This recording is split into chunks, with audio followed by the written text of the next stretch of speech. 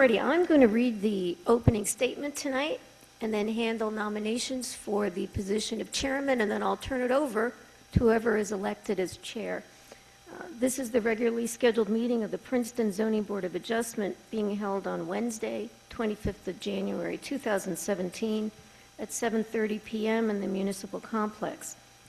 Pursuant to Section 13 of the Open Public Meetings Act, adequate notice of the time and place of this regular meeting has been provided by prominently displaying the schedule of regular meetings on the official notice board in the Municipal Complex, and by transmitting a copy of this schedule to the Princeton Packet, Town Topics, the Trenton Times, the Trentonian, and to Comcast Cable of New Jersey. A copy was also filed with the Clerk of Princeton. So the next order of business would be to ask for nominations for chairman of the board. Do we have any nominations? I'd like to nominate Barry Royce. Do we have a second? I'll second. Claudia, do you want to do a roll call vote? Ms. Clayton? Yes. Mr. Cohen? Yes. Ms. Colson? Yes. Mr. Callahan? Yes. Ms. Rockstrom? Yes. Mr. Royce? I can't vote for me. That much for Mr. Shriver? Yes.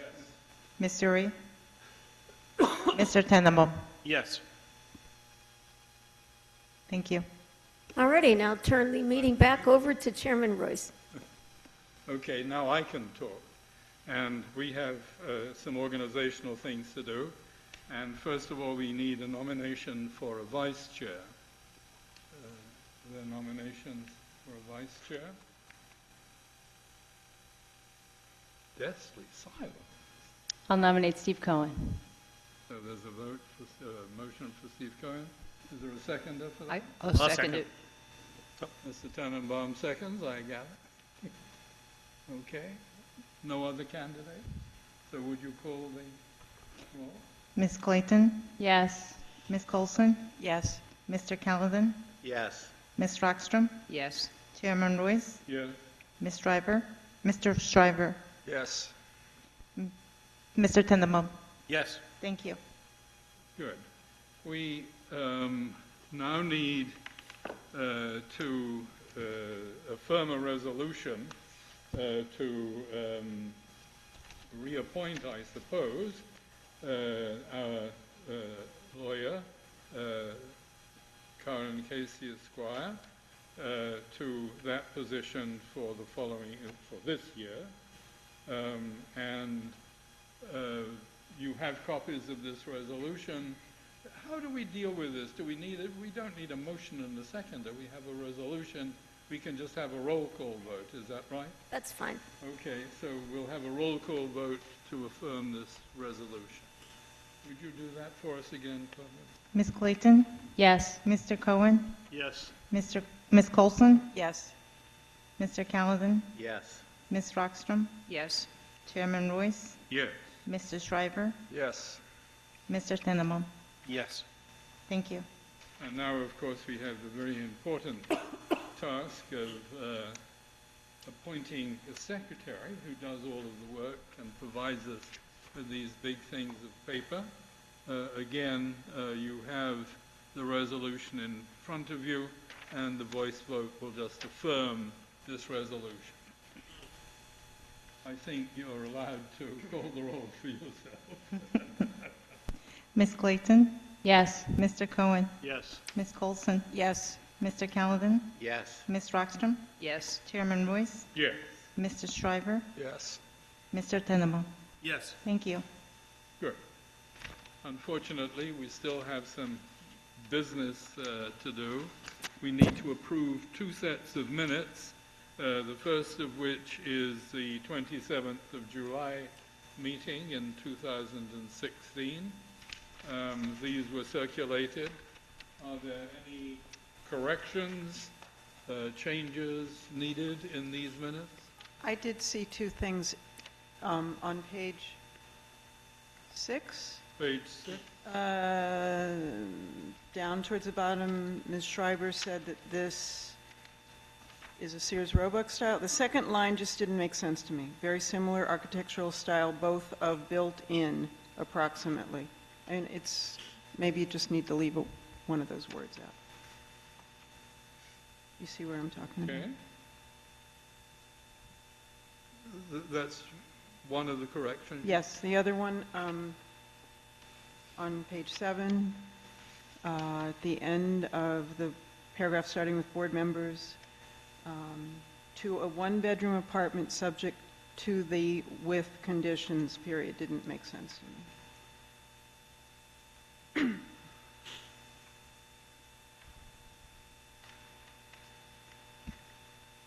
Oh, I see, yes, we got a 2 and a with. I don't know how to fix that. but-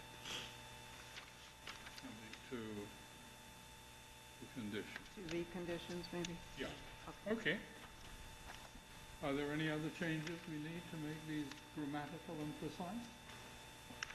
Okay, then I need a motion to approve these and a seconder for that motion. I'll move to approve. I'll second it. Okay, so Claudia, could you do Ms. Clayton, Yes. Mr. Cohen, Yes. Ms. Coulson, Yes. Mr. Callahan, Yes. Ms. Rockstrom, Yes. Chairman Royce, yes? Mr. Tindemans. Yes. Thank you. And we have a similar ritual for September the 28th. These are again available in front of you and were circulated with your package, of course. Are there any revisions, changes, omissions in these?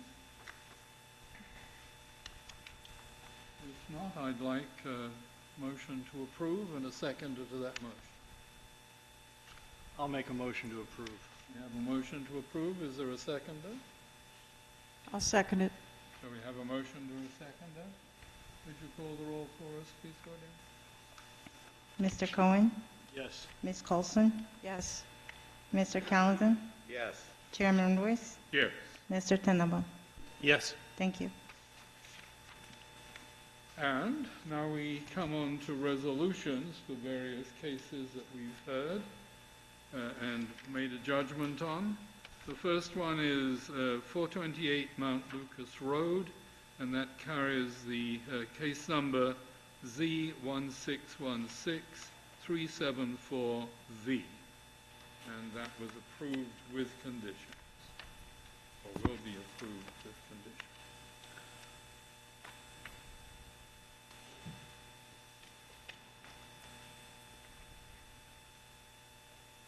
These were circulated by email, certainly. I don't have paper copies in my packet.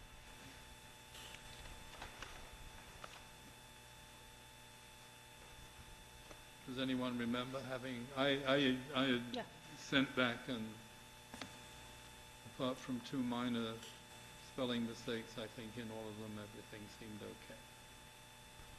So can I have a motion to approve? I'll make a motion to approve. The seconder for the motion? This is for the 428 Mount Lucas Road. Has to be somebody who heard the case, presumably. Is there a seconder? I'll second.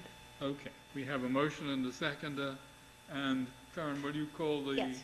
roll of eligible voters? Ms. Clayton? Yes. Mr. Cohen? Yes. Ms. Rockstrom? Yes. Chairman Royce? Yes. Mr. Tenenbaum? Yes. It's approved. Okay. The next one is 262 Alexander Street, which carries the number Z1616-377, and the application was approved with conditions. Again, these came to you by email rather than paper. I'll make a motion to approve. We have a motion to approve. Is there a seconder? I'll second. We have somebody who seconds it. So, Ms. Clayton? Yeah. Mr. Cohen, Yes. Ms. Rockstrom, Yes. Chairman Royce, Yes. Mr. Tenenbaum. Yes. It's approved. The next one is 56 Dayab Place, and this carries the number Z1616416, and we approved that with conditions. Again, I'll make a motion to approve. a motion to approve is presented. I'll and second it. Seconded to that motion. Is that Mr. Cohen? Mr. Cohen. Okay. Ms. Clayton, Yes. Mr. Cohen, Yes. Ms. Rockstrom, Yes. Chairman Royce. Yes. And the penultimate one of these is 58 Erdman Avenue with the case number Z1616412.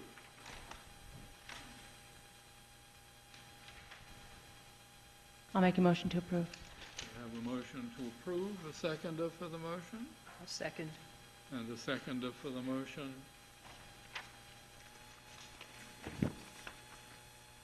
Ms. Clayton, Yes. Mr. Cohen, Yes.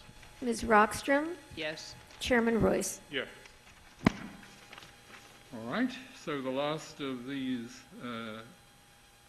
recognitions is for 505 Ewing Street with the case number Z1616409.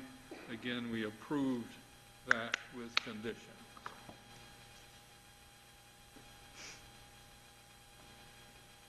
I'll make a motion to approve. Oh, you're doing it again. Thank you. So we have a motion to approve. We need a seconder to the motion. I'll second. We have a seconder. No, Ms. Rockstrom, you abstained on voting for this. I'm So- sorry?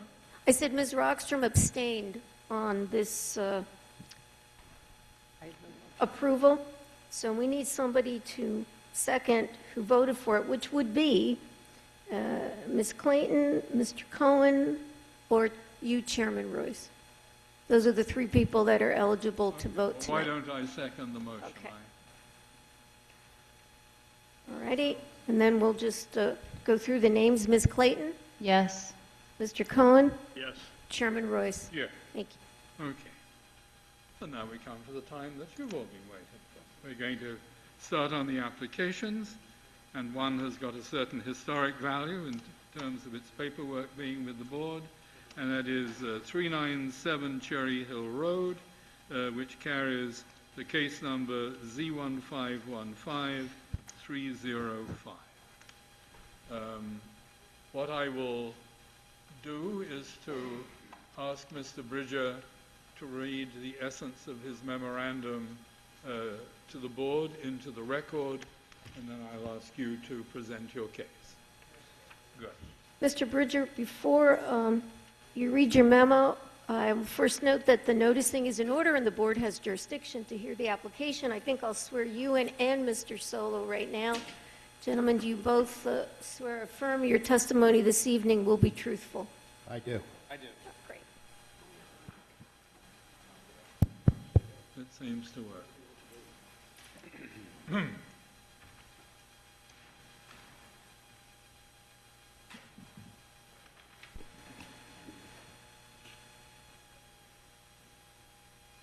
Good evening. The applicant, Laura Edwards, is seeking a use variance and minor site plan to permit a bed and breakfast in a zone where that use is not permitted. The property is known as 397 Cherry Hill Road and is located on the north side of Cherry Hill Road. The property contains 4.24 acres of land. The site is located in the RB zone. The site currently contains a 4-bedroom house, a masonry barn, and a frame barn located behind the house. Access to the site is provided by a gravel driveway which terminates in a cul-de-sac slightly past the main house. The applicant is proposing to convert the existing buildings into a bed and breakfast. 2 of the 4 bedrooms in the main house will be converted to a guest room by reconfiguring the areas on the first and second floor to create a guest room on each floor with its own bathroom and bedroom. The owner and her son will reside in the balance of the house. The masonry barn behind the structure will be converted so that there's bedrooms on both the first and first and second floor have one bedroom and one guest bathroom on each floor. A second floor deck will be added over this roof area here. In terms of site improvement, the applicant is proposing to expand the existing cul-de-sac and to install 8 parking spaces. There'll be 10 by 20 parking spaces. An emergency pull-off area is proposed over here. These plans are a little different than the plans in your application. They reflect some of the changes that were discussed at SPRAB and some of the staff's suggestions and its memos. A bike rack is proposed over here, and exterior lighting is proposed on this barn here, shining onto the cul-de-sac. Trash collection will be accommodated by a trash enclosure midway up the driveway. Landscaping will be planted behind the barn back here to shield the property from the adjoining property line there. The barn's about 70 feet to that property line. The proposed lighting includes a floodlight fixture, which is not permitted. If the application is approved, staff would ask that the applicant work with the land use engineer to come up with a lighting system that is compatible with the ordinance. And the subject property is located in the RB zone, which permits single-family homes on 3-acre lots. The proposed use is not permitted in this zone. A use variance is required pursuant to NJSA 40:5570D1.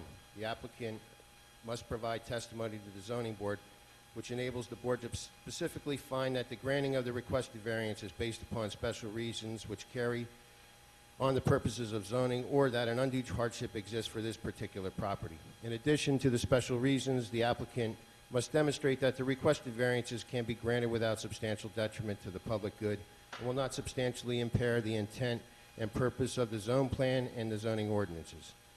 The first standard, special reasons, is often referred to as the positive criteria, and the second standard is referred to as the negative criteria. Use variance may only be approved with 5 affirmative votes of the board.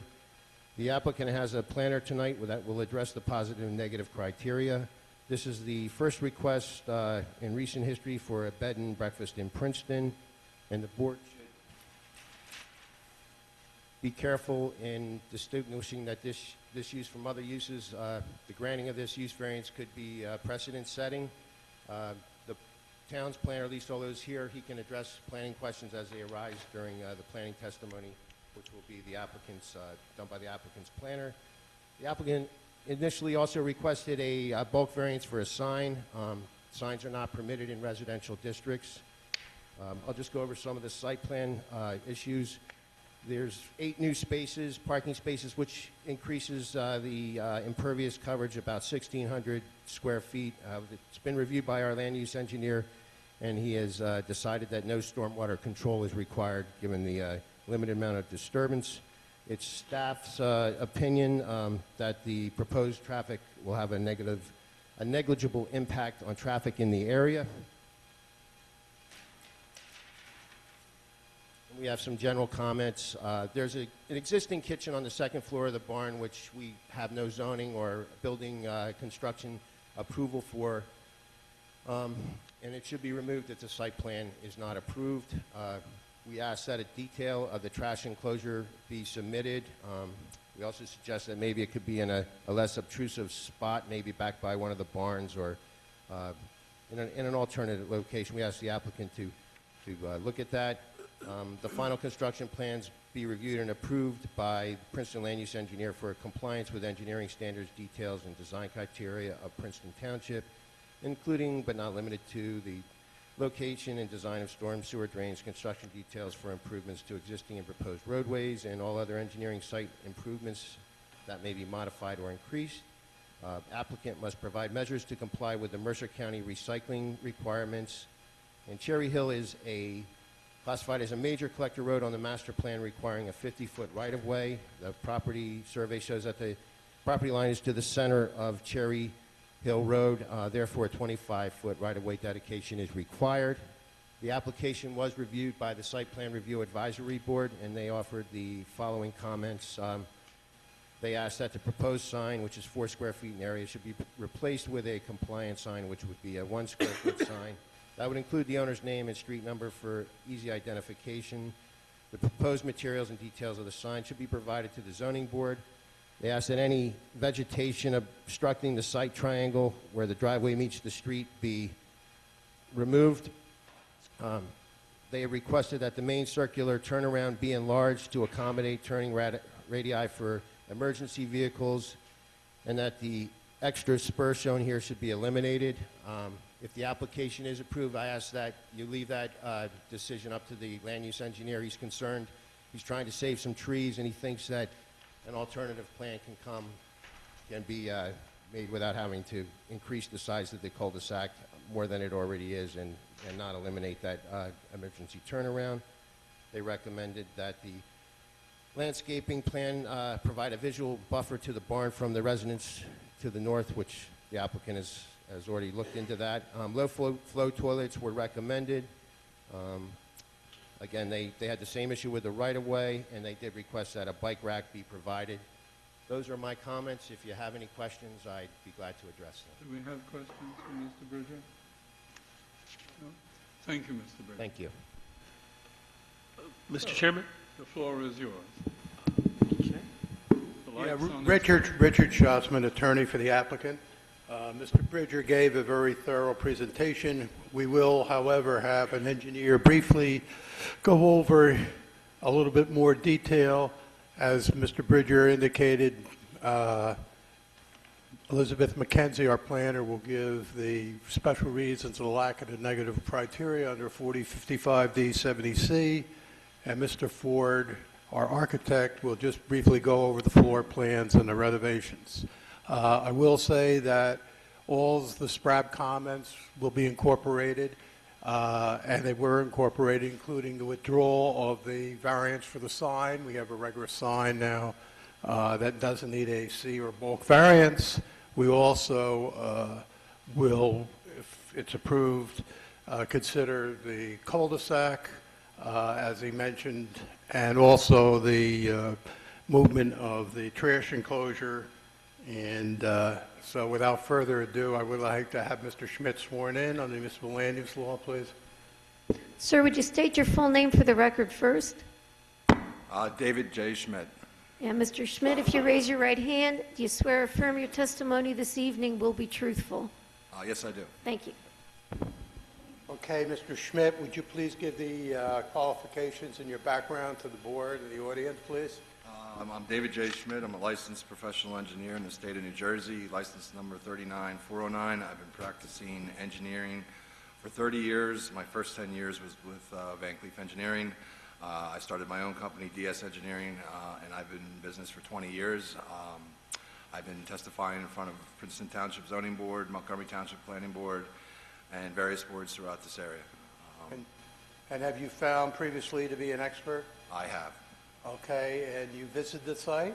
Yes, I have. And the plans were either prepared by you or under your direction? They were prepared by me. I submit Mr. Schmidt is an expert in I think he's a suitable engineering? person to. Okay. All right, do you want to just go over the exhibits, a little bit more detail perhaps, or emphasize certain things that Mr. Bridger went over? Derek did exactly a very well testified presentation, and I'm just going to reiterate most of what he said. What I have on the board, we have 3 exhibits, but they're all the exhibits that I'm using is sheet 1, sheet 2, and sheet 3, which is part of the submission package that all the board members have, and that was submitted as far as the planning board. The board that I have currently up right now is the existing features plan for block 4001, lot 12, dated November 12th, 2015, revised August 31st, 2016. As Derek mentioned, the property is zoned RB. It's 3 acres residential. The lot area for this property is 4.24 acres. The property is located on the north side of Cherry Valley Road. On the bottom portion of the map, that's Cherry Valley Road. It has 213.75 feet of road frontage.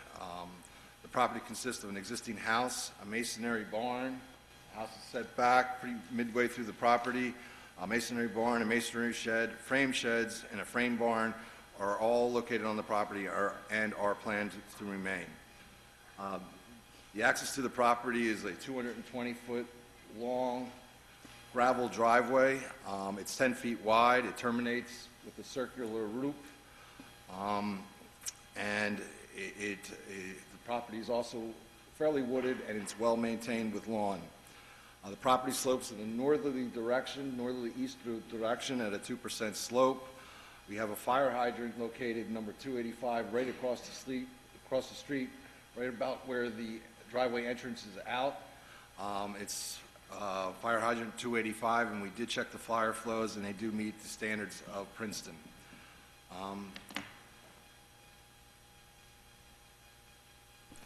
Mr. Schmidt, so that, you want sheet 1 to be Exhibit A1? Yeah, mark it A1 with the date of January 25th, please.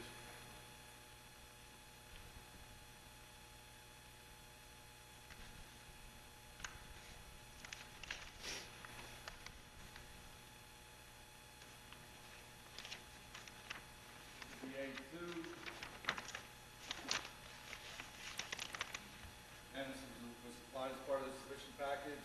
Is the variance plan for block 4001, lot 12. It was dated November 12, 2015. It was revised up to August 31st, 2016.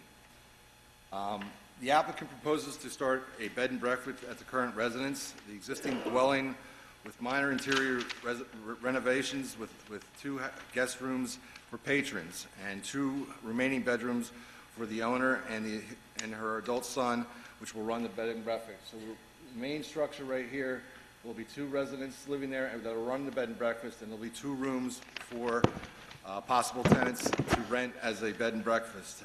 The masonry barn, which is located right behind the existing house, will also be renovated, which is located just north of the house. They're going to renovate that, and that will have 2 bedrooms for 2 guests. A total of 4 guests are proposed. Parking, we are proposing 2 parking spaces for the owner and son, 4 parking spaces provided for the patrons, 1 space per guest room. We're proposing a total of 8 parking spaces, while 6 is only required. So what we plan on doing is you have a long driveway right behind the house. I have 2 parking spots for the owner and her son. I have 2 parking spots for the masonry barn, and I added 4 additional parking spots for additional guests if needed. So we have a total of 8 parking spots. The hours of operation will be 7 days a week, all year round. There was concerns about emergency vehicle access. The existing gravel drive is suitable to carry a load of a fire truck. Per the recommendation of the Site Plan Review Advisory Board meeting of June 8, 2016, the circular drive was expanded to provide turning movements for the single-unit fire truck. Ms. Edwards had a little toaster fire, and I believe she had a fire truck came down, and they originally made it through the turnaround with no obstructions and no additional area to be, for concern to have additional area. But if you have parking located right at the edge of this existing gravel, that might impede the circulation of the fire truck. So I used a template, and I put a bigger cul-de-sac area to provide access for a single-unit fire truck. We also added a turnaround located just adjacent of the house, so the truck could come in, back out, and go back down the Cherry Valley Road. I reviewed this briefly. This goes back into August 2016 with the fire department. I'm willing to negotiate any changes if they want to minimize the cul-de-sac, but we will do so if this application is approved. So we're happy to minimize the cul-de-sac size as directed by the fire department. The right-of-way dedication, I still would like to discuss that as well with Jack West. We are proposing a 16.5 feet right-of-way dedication per Fisk Associates survey plan. The iron pins are already set, and they already have a dedication of 16.5 feet. His opinion is that it was 16.5. Jack is saying 25. If this application is favorably approved, we will discuss this further with Jack West and Steve Fisk of Fisk Associates to determine exactly what right-of-way width we need here. If 25 is required by Jack, we will provide 25. The existing access site distance, as we've discussed or Derek discussed, per the site evaluation, the access has adequate site distance. Per the recommendation of the Site Plan Review Advisory Board, it was discussed in the spring and summer vegetation impairs the sight distance. I added the sight triangle on both east and west of the property, and I noted that any area that vegetation is within that sight easement, we will have removed. But once it's removed, we will have adequate sight distance. Surface water drainage. The construction of the 8 new gravel parking spots increases the impervious surface coverage by 3,455 square feet. The increase of the lot impervious surface coverage goes from 4.8 to 6.54. As Derek mentioned before, it was the understanding of Jack West that is a de minimis increase and no stormwater management is required. It's also should be noted that the stormwater management rules and regulations of the state mandates that stormwater management needs to be installed if you're over 10,890 square feet. We're far below what the state would require, so the state is also agreeing with that statement of Jack West that stormwater management is not required. Landscape and lighting. The property has your typical residential lights. Every door that's located on this building has a recessed light that's above the doorway. They will remain. There are motion spotlights located on the corner of the dwelling, your typical residential spotlights at the corner of the house. There's a couple lamp posts, just your typical 60-watt lamp posts throughout the property. And there are some LED low voltage lights that are located on the trees that do not generate too much bright light. As requested by the engineering department, they requested that I light up the new 4 parking spots. So we added an additional motion active light in that area to demonstrate that we had adequate lighting. As Derek mentioned, what I proposed is your halogen lights. We are going to modify, if this application is approved, to a less intense LED lighting to the condition of Derek and Jack's approval. Just interruption, these lights are going to be on all the night? Or No, they're the motion active, and we're only adding one more light. Again, these are lights that are existing around the house currently, and they're at your typical 60-watt flood lamps shooting down. Per the recommendation of the Site Plan Review Advisory Board, we proposed 3 cypress Leland and 2 Norway spruces behind the masonry barn to provide screening for the adjacent lot 11 in block 4001. You'll see the 3 spruces and the Lelands right behind. For whatever reason, the owner actually put in 11 Norway spruces were planted the fall of 2016. So instead of just having 5, there's a string of 11 Norway spruces currently installed on the property. So I will amend my plans if this is approved and show the locations of the 11 Norway spruces as opposed to the 5 that was originally proposed. With the expansion of the cul-de-sac area, I am knocking down a tree, and I'm going to replace that tree with a red swamp maple. Here's the existing cul-de-sac in the area. There's a tree I'm knocking out right there, and I'm proposing a red swamp maple in that area.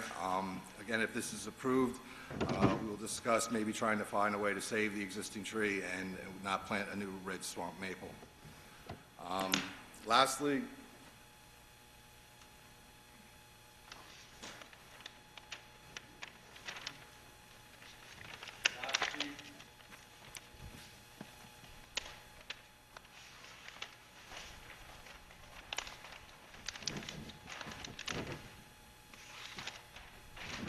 the last sheet of the set is the detail plan. It was dated March 17, 2016, revised August 31, 2016. As directed by the site advisory and the review letters, it was recommended that we reduce the sign. So we prepared a sign that's just your typical residential sign, which is 1 square foot. We'll have the name and the details provided on the far left corner. It'll say Edwards, 397 Cherry Hill Road, and it will be compliant with residential sign. The trash enclosure we're proposing is, the details proposed in this area. It's a board-on-board fence to shield the 90-gallon Containers and recycled containers. The existing trash cans are located, we go back to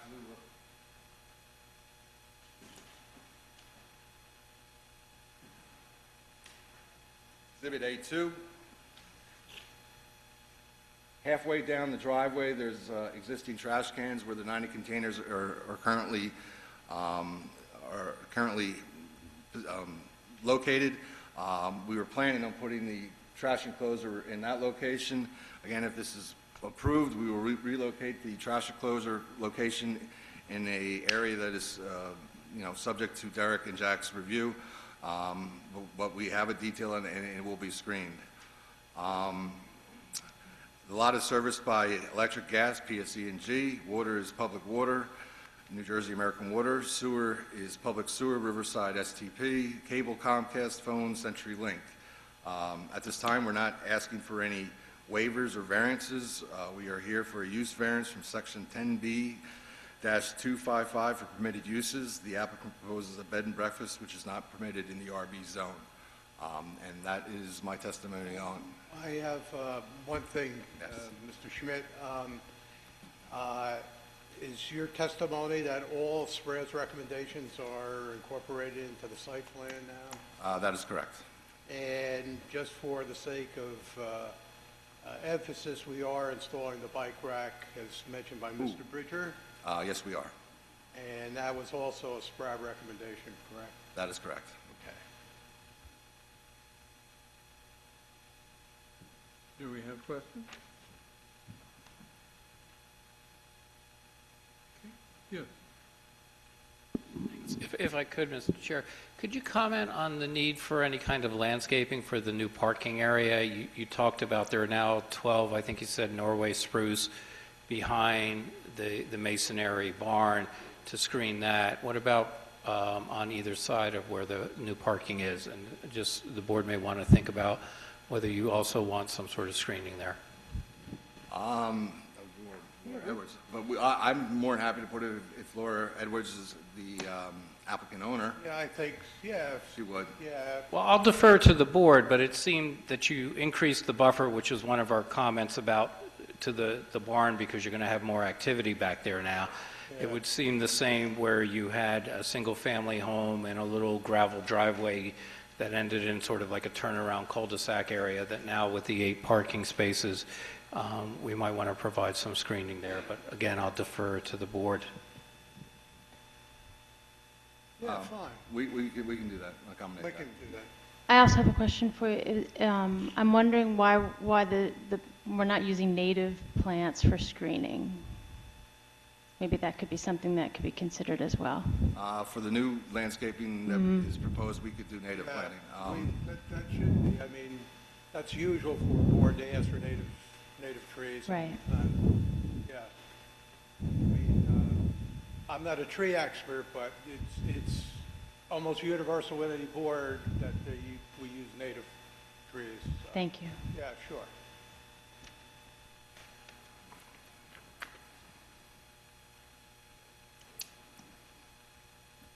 Anything else, Mr. Schmidt?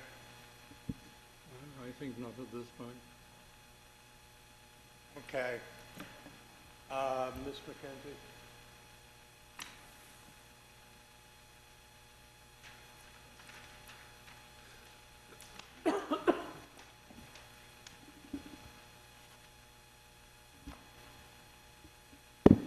Want to swear her in, please? I will. Ms. McKenzie, if you raise your right hand, you swear or affirm your testimony this evening will be truthful. Yes, I do. Thank you. Want to give us your background, please? Yes, my name is Elizabeth, middle initial C. McKenzie, M-C-K-E-N-Z-I-E. I am a licensed professional planner in the state of New Jersey. I have my own planning consulting firm, which I started in 1980. And since that time, I have been the president of that firm.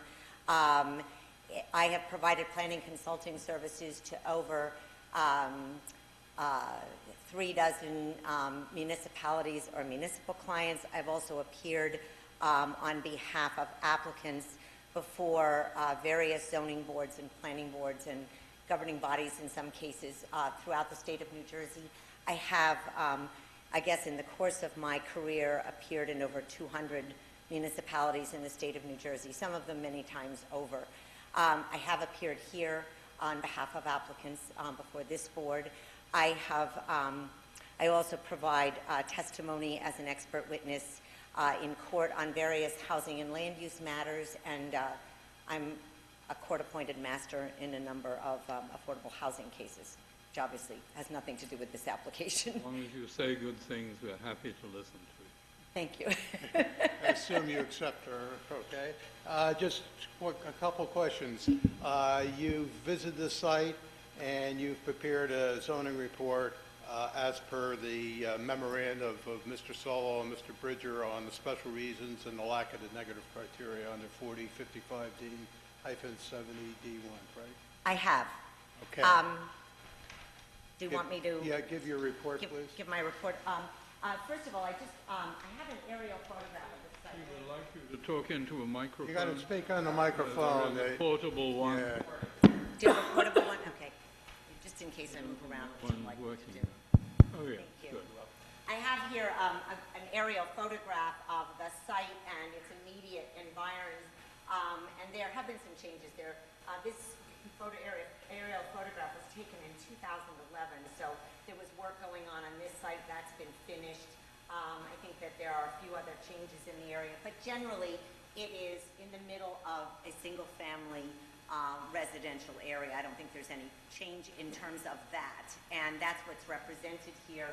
I note that the lot is smaller than some of the lots that are to the north of it, but larger than the lots that tend to be located to the south of it.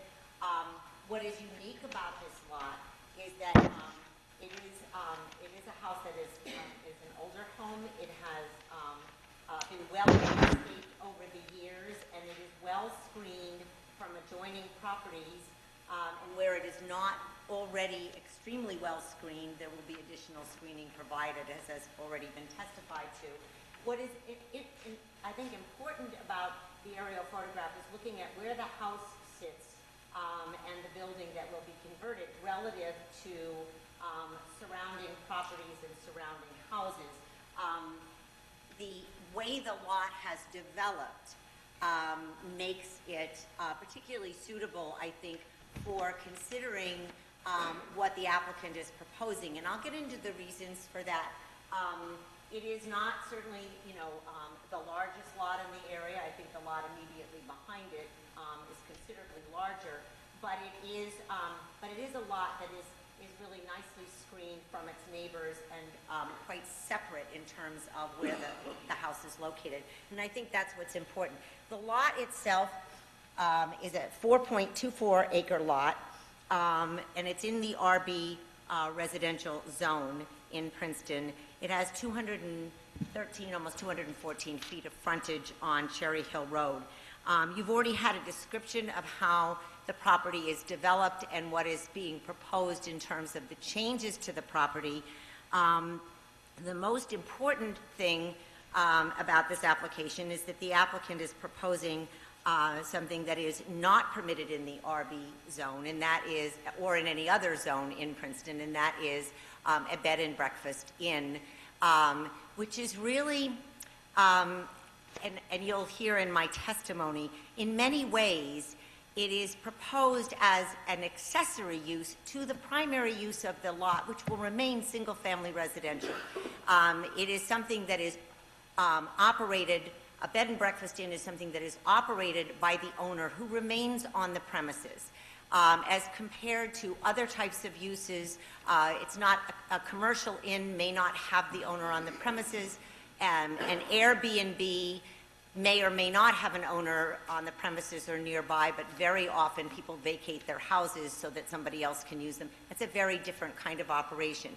This is more akin to someone having a lot of weekend guests or overnight guests, or a large extended family, or children who have come back to live at the home in terms of its characteristics. It is a use that is absolutely compatible with single-family residential uses, simply because it really remains a single-family residential use with a kind of home occupation of having paying guests. But you can have guests in a single-family residential home, and you can have them frequently, and they don't necessarily pay. In this case, because there is a payment, and because it will be a bed and breakfast inn and operated that way, we do need a use variance. So I'm not suggesting that a use variance is not needed. I'm trying to characterize the nature of the activity that is proposed so that you can understand how it is comparable to how someone might operate their single-family home within the area. Ms. McKenzie, just very quickly, we'll make this Exhibit A4 your aerial. Yes, do you want me to mark it? That'd be fine, thank Yeah, you. with the date. A4, and today is 1/25/17. Thank you. You have heard that the applicant will be residing in the dwelling with her adult son and converting 2 of the bedrooms in the house. There are 4 bedrooms now, 2 guest rooms, and creating 2 additional guest rooms within the barn that's located on the property, that there will be additional parking provided, and that there will be evergreen screening provided. And I agree with the notion of using native plants, and particularly deer-resistant native plants, because I think that that creates a better, more natural environment and a less artificial look than if you bring in plants that don't really belong there. So I like that notion. There will be a new trash and recycling enclosure that will be constructed about halfway up the driveway. That was recommended, and that detail has been provided. And the only sign that is contemplated is a residential nameplate sign, so it will be like any other house in terms of the signage. It will not have any extra signage. The lot is almost 40% larger than the minimum size lot required in this district, which is not unusual in this district. But all of the buildings, as I've indicated, are well set back from adjacent lot lines. There are no bulk variances that are being requested or that are required in connection with the applicant's proposal. The applicant is seeking D1 variance relief for the use that's not permitted in the zone. And as this board is well aware, the granting of a D variance necessitates that we demonstrate the existence of special reasons that justify granting the variance in this particular case. And also, we have to satisfy you that if the variance is granted, there will be no substantial detriment to the public good and no substantial impairment of the intent and purpose of your zone plan and zoning ordinance. And we also have the enhanced quality of proof that's associated with a D1 variance for a use that's not permitted in the zone, that was set forth by the Supreme Court in the 1987 Medici versus BPR company decision, where we have to reconcile the granting of the use variance for a use not permitted in the district with the rebuttable presumption that the fact that it's not permitted is somehow deliberate on the part of the governing body, and that their continuing omission of the proposed use from the list of those permitted in the zone is intentional, in light of the ongoing review and reexamination process that's set forth in the municipal land use law. So we have to deal with that, particularly with respect to the impact of granting this variance on the intent and purpose of your zone plan and zoning ordinance. So my testimony will attempt to address all of those issues and the special reasons that are needed to grant the variance, and I'll do my best. To start with, a bed and breakfast inn as a type of use provides a desirable alternative to some of the larger hotels. When you have visitors in a community like Princeton, a lot of visitors prefer a more low-key sort of residential environment to a bustling downtown or highway location where most typical hotels are found. You have plenty of hotels and other inns. I'm not suggesting that there aren't enough places to stay in Princeton. There are, but there are very few bed and breakfast inns. You have, I think, at least 2 other well-regarded bed and breakfast inns that are either within or immediately adjacent to Princeton. On Lawrenceville Road, you have the Inn at Glencairn, you have the Laurie House on Rosedale Road, and the Peacock Inn advertises itself as a bed and breakfast, but it actually doesn't really qualify as a bed and breakfast because it has a restaurant. So that would sort of preclude it from being considered a bed and breakfast.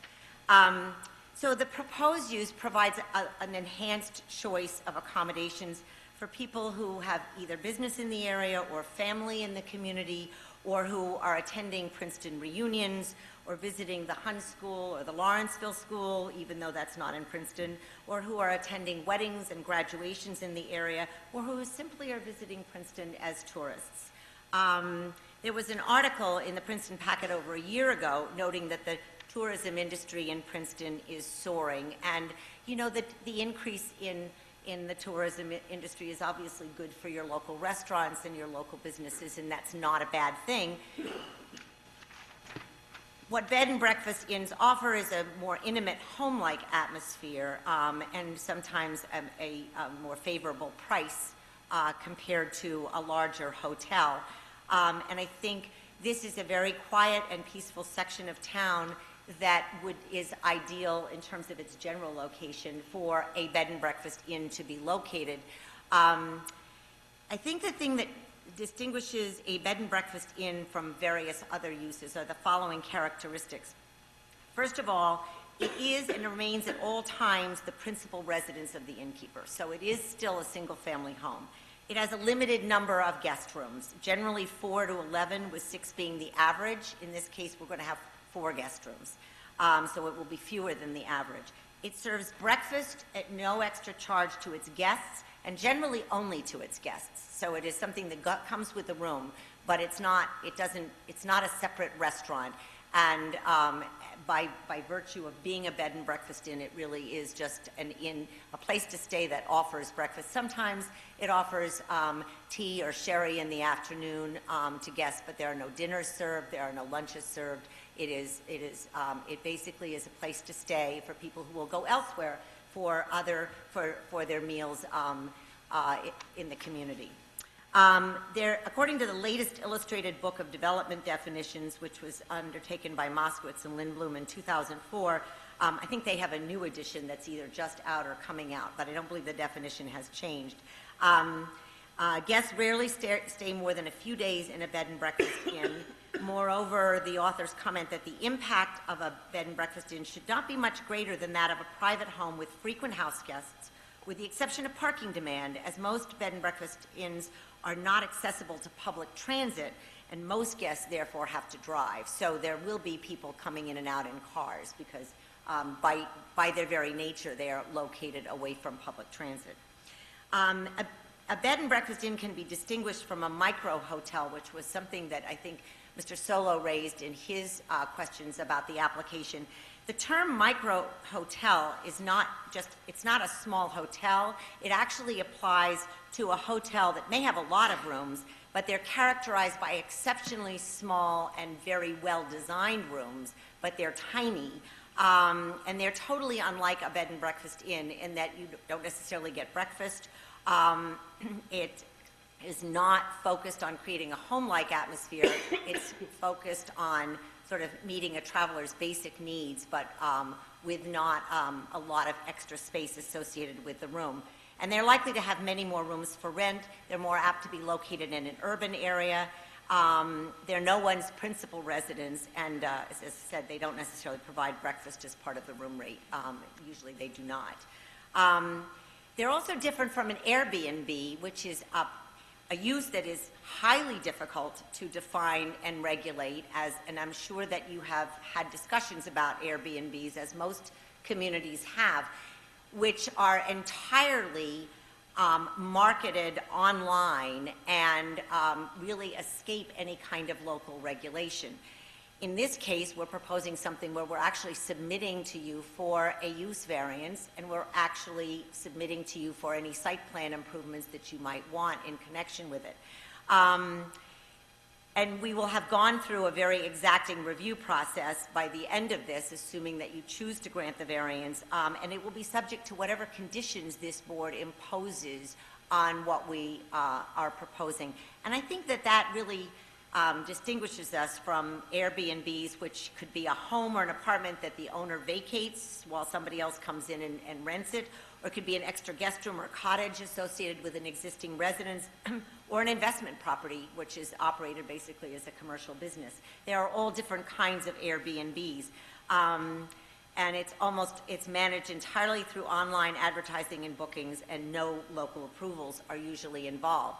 And most municipalities are trying to figure out if and how Airbnbs should be regulated, and nobody has come up with a very good solution. But I think that one of the things about coming in and applying to you for a use variance for a bed and breakfast inn is it's a signal to anybody who wants to do something like this that there's a local approval process that's required, and that not everybody is going to be able to qualify for a bed and breakfast inn, that the board is going to weigh it in terms of how it fits in with a residential area, and whether or not it serves your overall zone plan. And I think that in some ways, having an opportunity to evaluate a use of this kind and make a ruling on it and impose conditions on it if you choose to approve it, in fact gives you an opportunity to send a signal out there to people who may be operating something that looks similar but escapes local regulation. In terms of the neighborhood benefits of a bed and breakfast inn, if you assuming that the parking requirements that were mentioned in the Moskowitz and Lindblom book can be accommodated on the site, and they can be in this particular case, as Mr. Schmidt has testified, the use of an existing residence for a bed and breakfast inn can have some positive impacts on the immediate neighborhood. Apart from offering even neighbors of the site a convenient place to put up overflow or difficult house guests, a bed and breakfast inn tends to be exceptionally well cared for because it has to be well kept up in order to attract people to come back or to want to stay there. I can give you an anecdotal example of this. There was a period of time when an elegant old Victorian house in Flemington on Broad Street was being used as a bed and breakfast inn. And during that time, it was impeccably maintained, freshly painted, the grass was always cut, and it was a beautiful piece of property. It has since reverted to its original use as a single-family home because the operator of the bed and breakfast room, the person who lived there, no longer wanted to operate. She moved, and the new owners bought it as a single-family home. One of the characteristics of bed and breakfast inns is that they're easily converted back to the single-family home use because they never really stopped being single-family homes. And, but, you know, when it converted back, you know, it's still a nice house. It's still, you know, reasonably well maintained, but, you know, there's some wear and tear, and it needs painting periodically that it doesn't get as quickly as it needs it, and the grass sometimes needs cutting, you know, when it's not getting cut. So it's maintained, you know, a little bit less carefully than a bed and breakfast inn would be maintained. So in terms of being a good neighbor, in terms of property maintenance, a bed and breakfast inn can be a very desirable asset. Still looks like a single-family home, it's just a little bit more carefully maintained, and in part because the owner has the resources to do that and also has the motivation to do it because it keeps people wanting to come back. A third local benefit, and I think it's also the benefit to the municipal zone plan, is what I mentioned earlier, is the ease of converting a bed and breakfast inn back to a private residence. As I said, in many ways it's like a home occupation. It really depends on the owner of the residence's willingness to operate a bed and breakfast inn. If somebody else buys the property and they decide instead that they don't want to operate a bed and breakfast inn, but they do have house guests a lot, or they have family members who come and stay, or adult children who have come back, which often happens.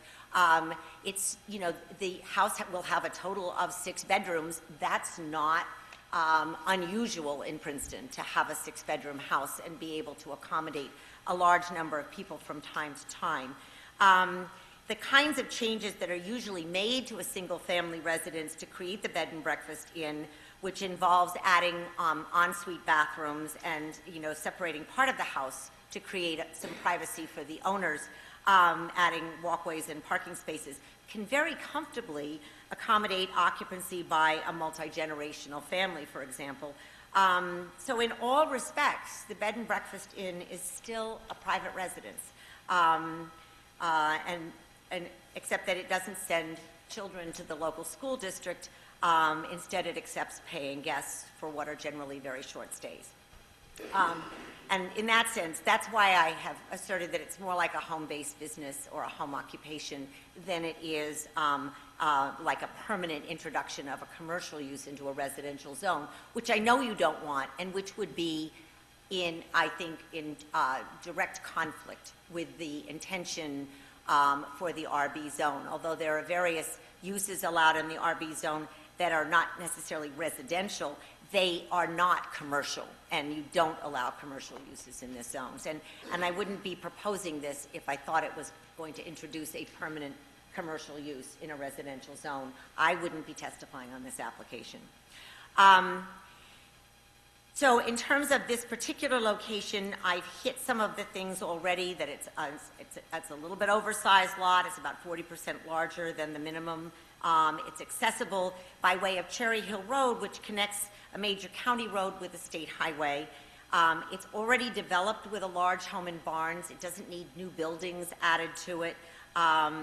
These are not conditions that are unique to this property. There are lots of existing homes along Cherry Hill Road, and many of them are on lots that are as large or larger, and also contain large homes and outbuildings. So that's not the unique aspect. It is unique, however, in the sense of removal it offers when you're on the property. I don't know if any of you were able to take advantage of the opportunity to go and see the site, but when you get on the site, you feel quite removed from other properties, and that sense of isolation is nice for guests, and it's also nice for the surrounding residential properties. The existing house and barn are far from abutting property lines, and in addition, you have well-planted landscaping and also a lot of mature trees that separate the property. In the winter months, the house is visible, but other than in the winter months, it's almost completely screened from view from the street. It's pretty hard to see unless you drive in. And also, there is ample room to plant additional trees and shrubs, and I like that recommendation. I don't think you can have too many of those. And I like the idea of native plants, again, as I said. I think the property is unique in that it can readily accommodate, without a lot of changes to the site, the number of parking spaces that are needed to serve both the guests and the hosts. Having 8 spaces, so you have 4 per guest room, and 4, for the owners of the property, which I think is useful. I think that that means that anybody that comes in to visit them is not going to be getting in the way of the guest parking spaces, so they can continue to live in their single-family home. And also, the very minor improvements that are needed to accommodate those parking spaces doesn't violate any impervious coverage limits.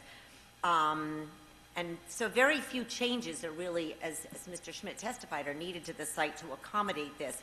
And I think that is something that is unique about the property, because a lot of other properties might need some more substantial changes in order to accommodate the parking.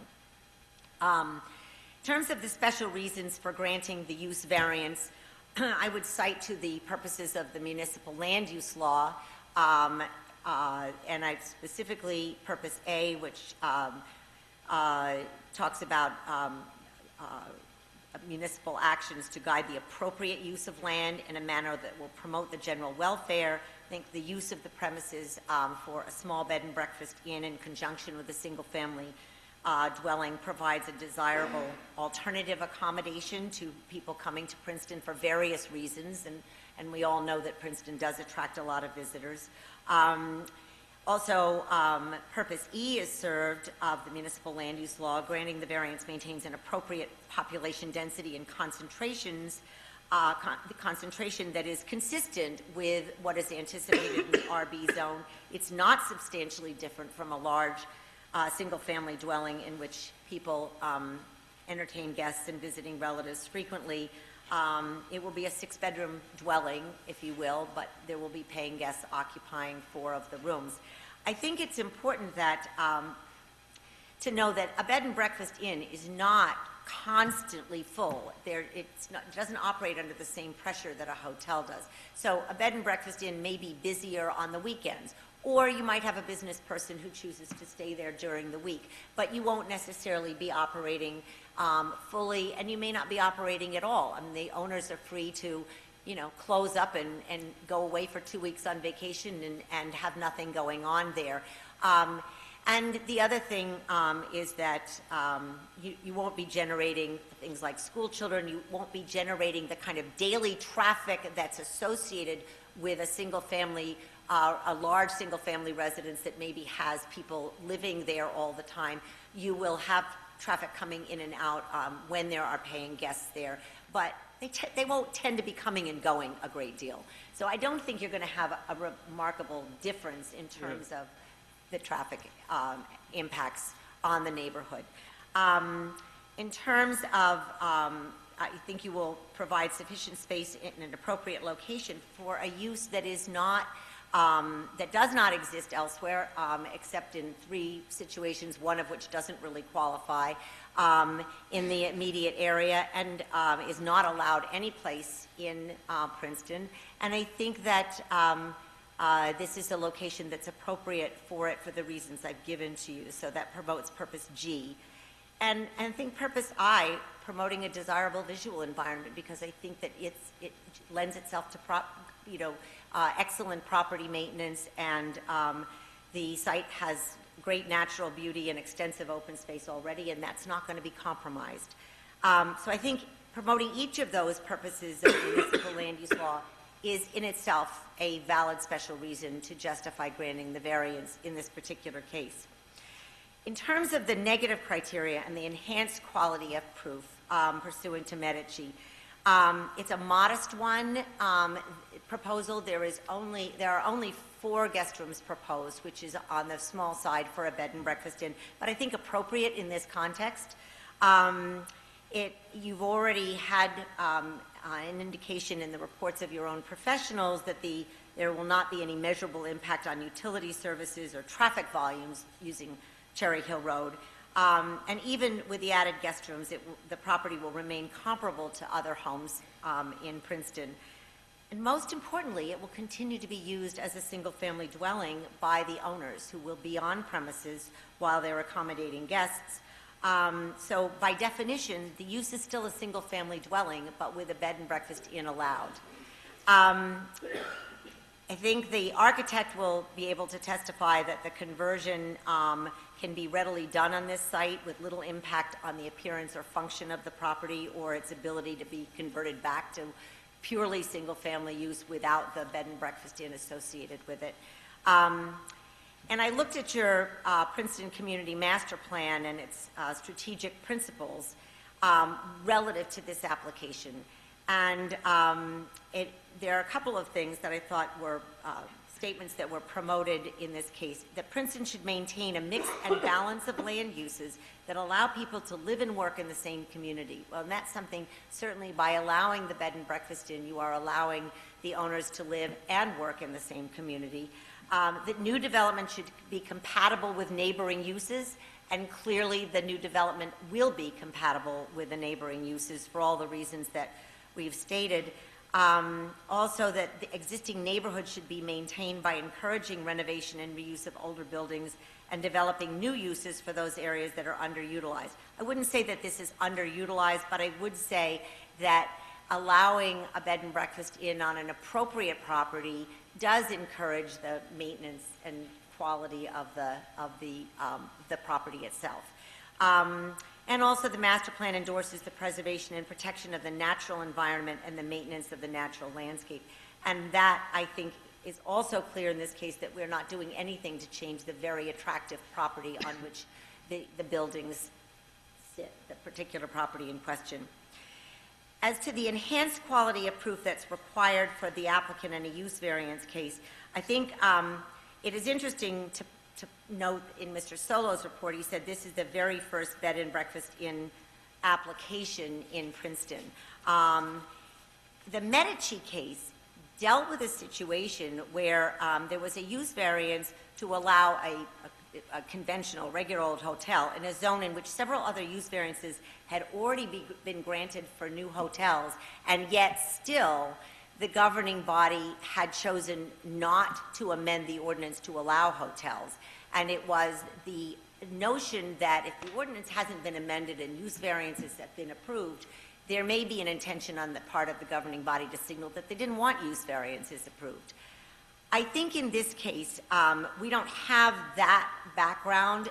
Granted, it's not allowed, and it's continued to be not allowed, but you haven't had applications that have come to the attention of either this board or even the governing body for uses like this and what would be appropriate circumstances to allow bed and breakfast inns. So I'm not sure that the lack of action is necessarily as deliberate in this case as it certainly was in the Medici case. I think that the other thing is that in many ways a bed and breakfast inn is a good type of application either for a conditional use or for a use variance, because it is so specific in terms of how it's going to operate relative to the neighborhood and how it's going to appear and what its impact might be, that I think that it's good to consider them on a case-by-case basis. So for those reasons, I think that this is a situation where I think we've been able to demonstrate that there's not going to be an adverse neighborhood impact or even an adverse impact on your zone plan. If anything, the precedential effect of granting a use variance in this particular case may be to signal to everybody else that if they're planning on doing something like this, they need to come in and get an approval, and they may or may not get it. And I think that's valuable, because I think that's the problem, is that people do it anyway. And this applicant is not proposing to do that. This applicant is proposing to come in and go through the appropriate channels and hopefully get an approval. Again... You have another 10 pages? I'm sorry? You have another 10 pages? No, I'm done. I think everything else I have said, but I wanted to make those points. I think the remaining comments are really a summary of things that I've already pointed out, and I don't think I need to go further with that. Thank you very much. You're very welcome. Do we have any questions at this point? Do you have any information on registration or licensing requirements for a bed and breakfast inn? I don't believe there are registration or licensing requirements for bed and breakfasts. I am not aware of any at the state level, for example. But what there are requirements for, or not requirements, but what there are associations of bed and breakfast inns, and they, and usually somebody who operates a bed and breakfast inn will want to become a member of those associations, and you can speak with the applicant about this, primarily because they will rate the quality, and so they set some standards. But there, to my knowledge, other than health requirements associated with the kitchen, there are no other licensing requirements. It's a matter of getting your approval more than anything. That's my understanding. The only thing would be the health department of Princeton for the kitchen. Yes. Okay. I did look it up, actually, and there does seem to be a registration requirement, not a licensing requirement, but for the state of New Jersey, for whatever Well, a that's business worth. registration, if you operate a business, Perhaps. you always have to have a business registration. perhaps I'm it's there. sorry, but I'm not sure that it's specific to bed and breakfast inns, but I could be wrong about that. I haven't ever tried to Okay. operate one myself. Right, okay, thank you. I have a... After you, Steve. No, go ahead, please. A couple of things. Let me paraphrase. You said you wouldn't testify if you thought this proposal was a commercial use being suggested for a residential zone. Is or is not a bed and breakfast a commercial use of a property? It's like a home-based business. It has commercial components, but it is dependent upon having a resident living there in a single-family home. it doesn't operate separately from a single-family residence. It's no longer a bed and breakfast inn. If somebody moves out and just rents the rooms, then it's something else. Got you on that. Let me follow up on that. You said a single-family home, because of the single-family home characteristic of bed and Yes. breakfast, and the state of many of them, they're easy to revert back. Yes. Okay. Well, in this situation, you've got 2 bedrooms going into an ancillary building. Yes. How would you revert those back into a single-family home status? And Well- one other thing, too. You suggested, and I accept that the traffic, the indication is the traffic will have a negligible effect, but you said that it's likely to generate less traffic than essentially a busy single-family home. What data do you have to support that? The trip generation rates from the Institute of Transportation Engineers for a single-family home that, and there are higher-end single-family homes tend to generate more, but the minimum for a single-family home on a daily basis is 10 trips per day. A bed and breakfast inn. What's the site for that? That's the Institute of Transportation Engineers. They have a book called Trip Generation that they publish and update periodically. Now, expensive single-family homes may generate more. I'd love to see that. I don't have the book, but there is such a. I know the data's out there. So, in any case, I'm not a traffic engineer, and I actually I observed the reports of your own professionals that they didn't believe it would have impacts on Cherry Hill Road. But in terms of the characteristics of a bed and breakfast inn, a busy single-family home is likely to have guests or be having kids driven to and We've heard from. you say that about 50 times now. All right. I don't think repeating it is helpful. I was trying to answer the question. I do agree that it's not helpful to repeat it. I was trying to be responsive to the question. I have a question. Derek, are you aware of any other properties in Princeton that are being used illegally as bed and breakfasts?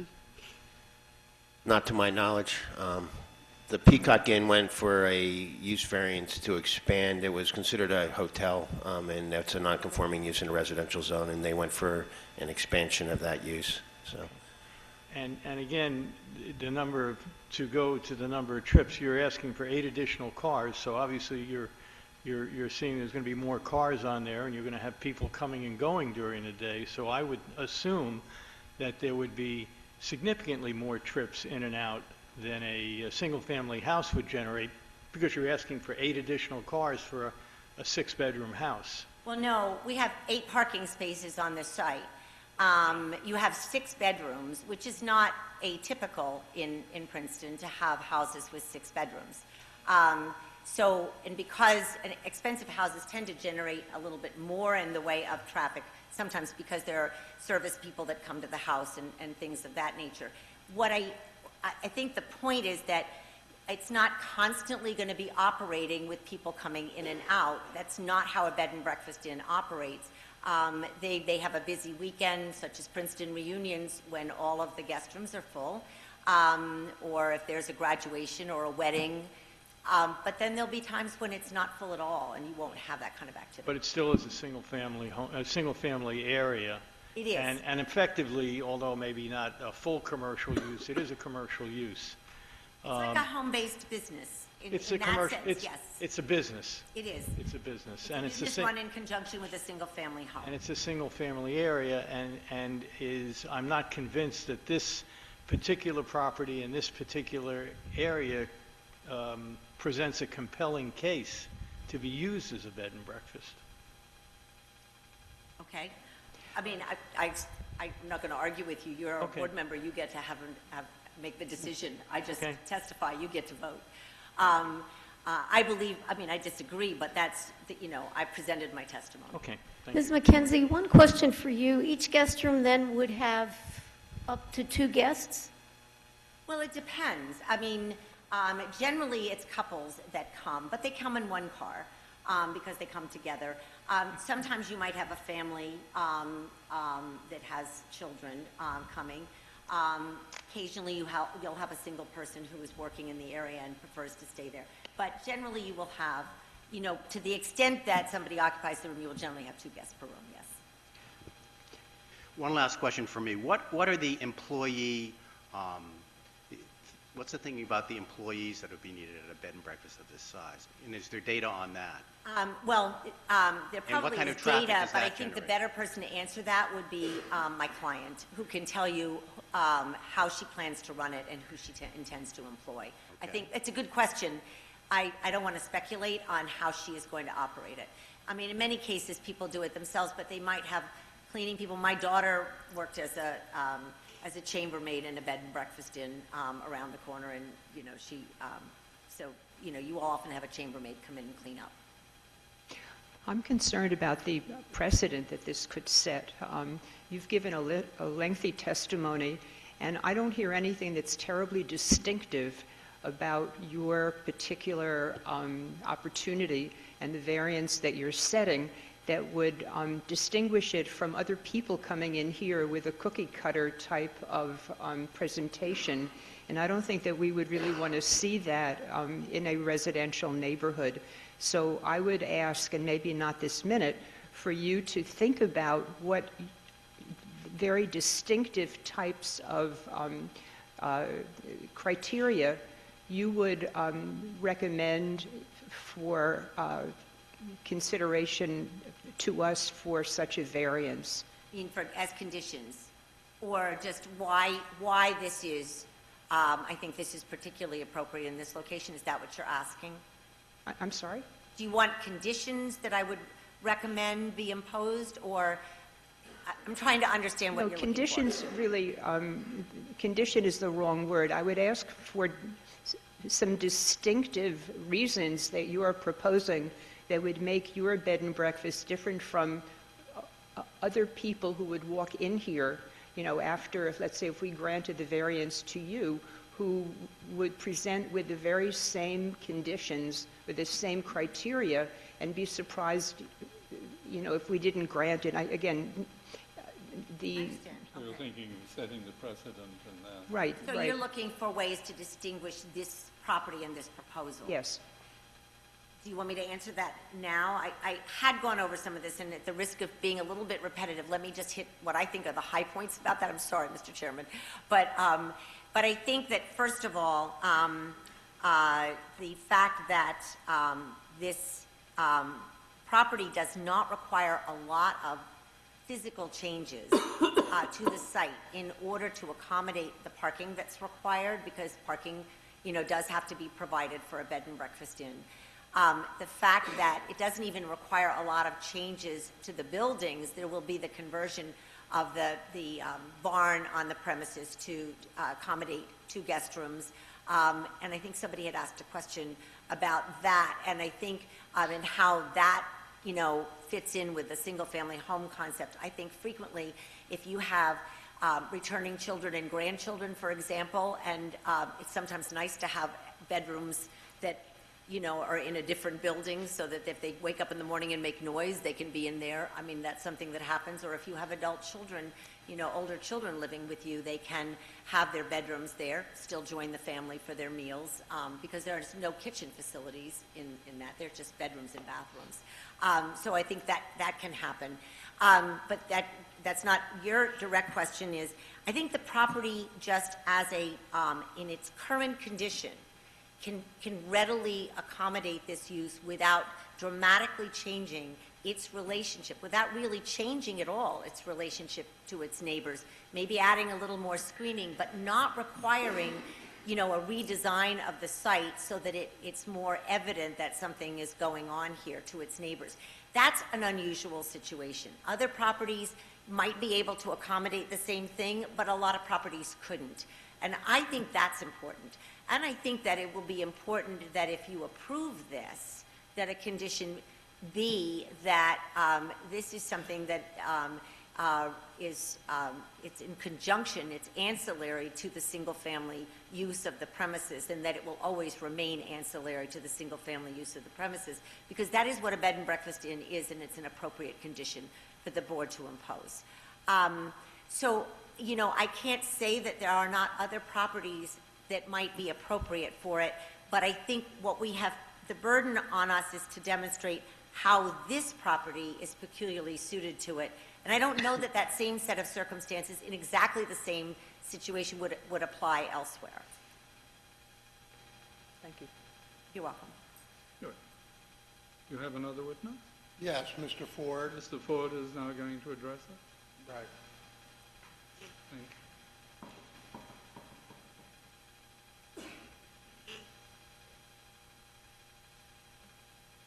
you. You're going to swear, Mr. Ford? I will.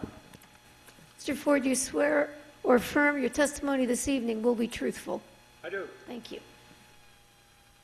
Would you give us your background, Mr. Ford, and I think Mr. Ford qualifications? has appeared before the board Yeah, previously. I'm sure he has. We want his qualifications in the record. I've been in as well. private practice here for 52 years, Yeah, and I've seen you before, Mr. Royce. 49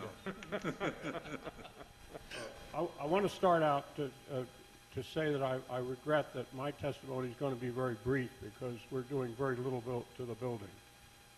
But I want to say a few things about bed and breakfast, which are totally my observation.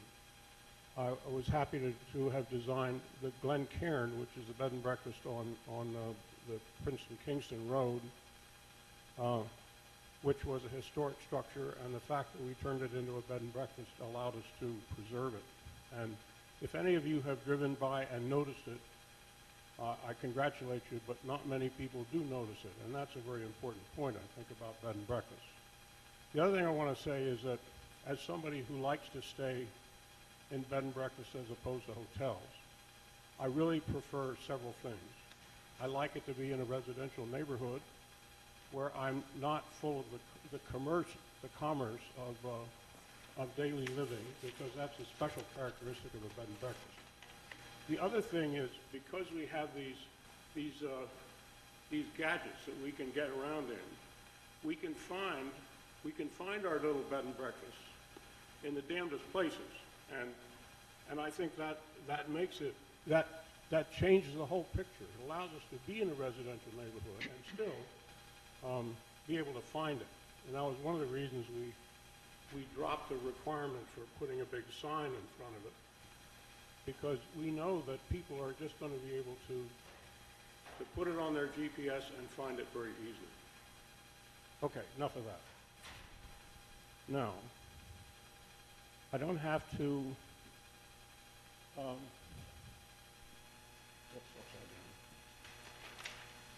what is this? A4, A5? Yes, A5. Yes, A5, January 25th, 2017.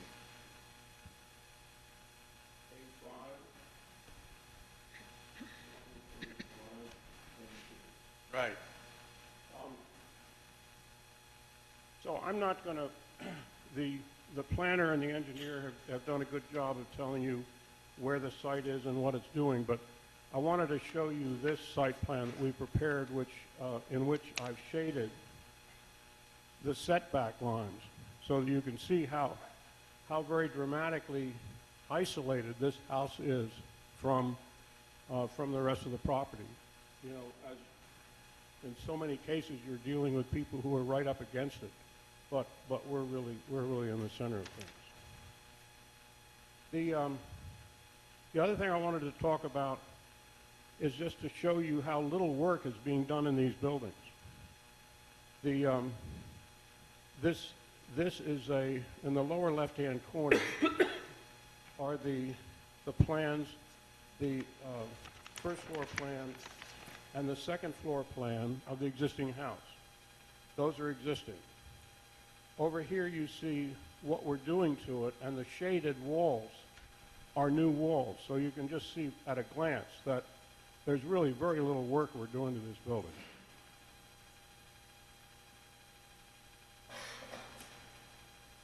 I can get into as much detail as you want me to about where the bedrooms are and everything else, and I'm happy to do that. We stop at 11 o'clock tonight. You want to mark that A6, Jerry? A6.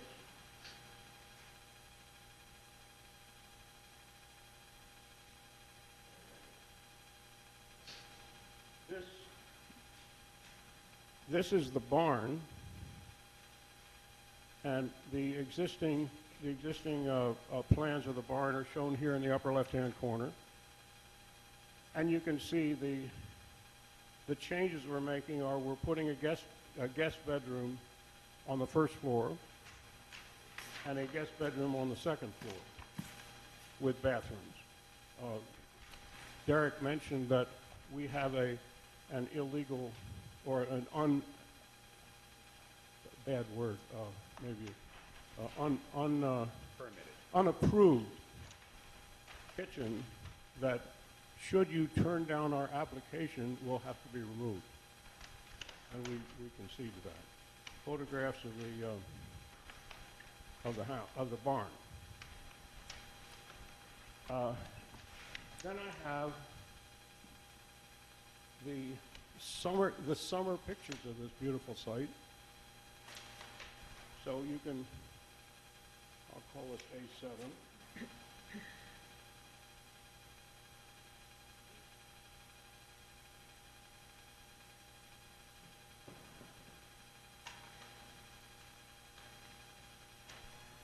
Mr. Ford, did you take these photos, or were they provided by the applicant? I'm sorry. Did you take these photos, or were they, you took these? Yes. Okay. We took them. And so there were also black and white photographs of the barn, which are on this previous shot. Those were taken in the winter. So it's in a, as the planner and the engineer pointed out, it's in a site with a lot of trees in it. Very hard to see these buildings in the summertime. So you're welcome to look at these if you wish. I'm going to stop now and see if you have any questions.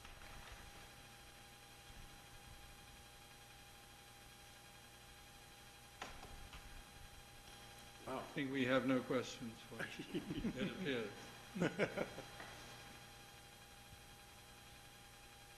You've completed your case, is that? Yes.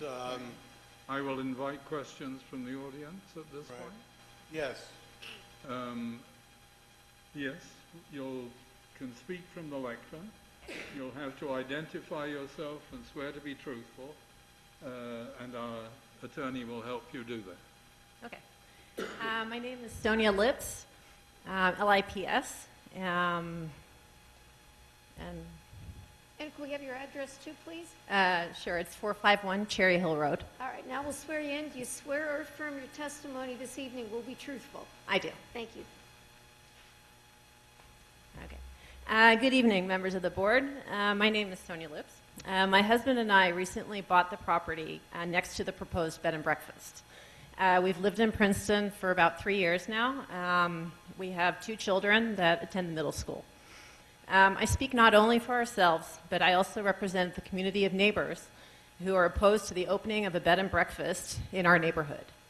In October, we sent a letter to the members of the zoning board to make them aware of our opposition. I'd like to formally submit the letter and the signatures of the neighbors who also signed the petition.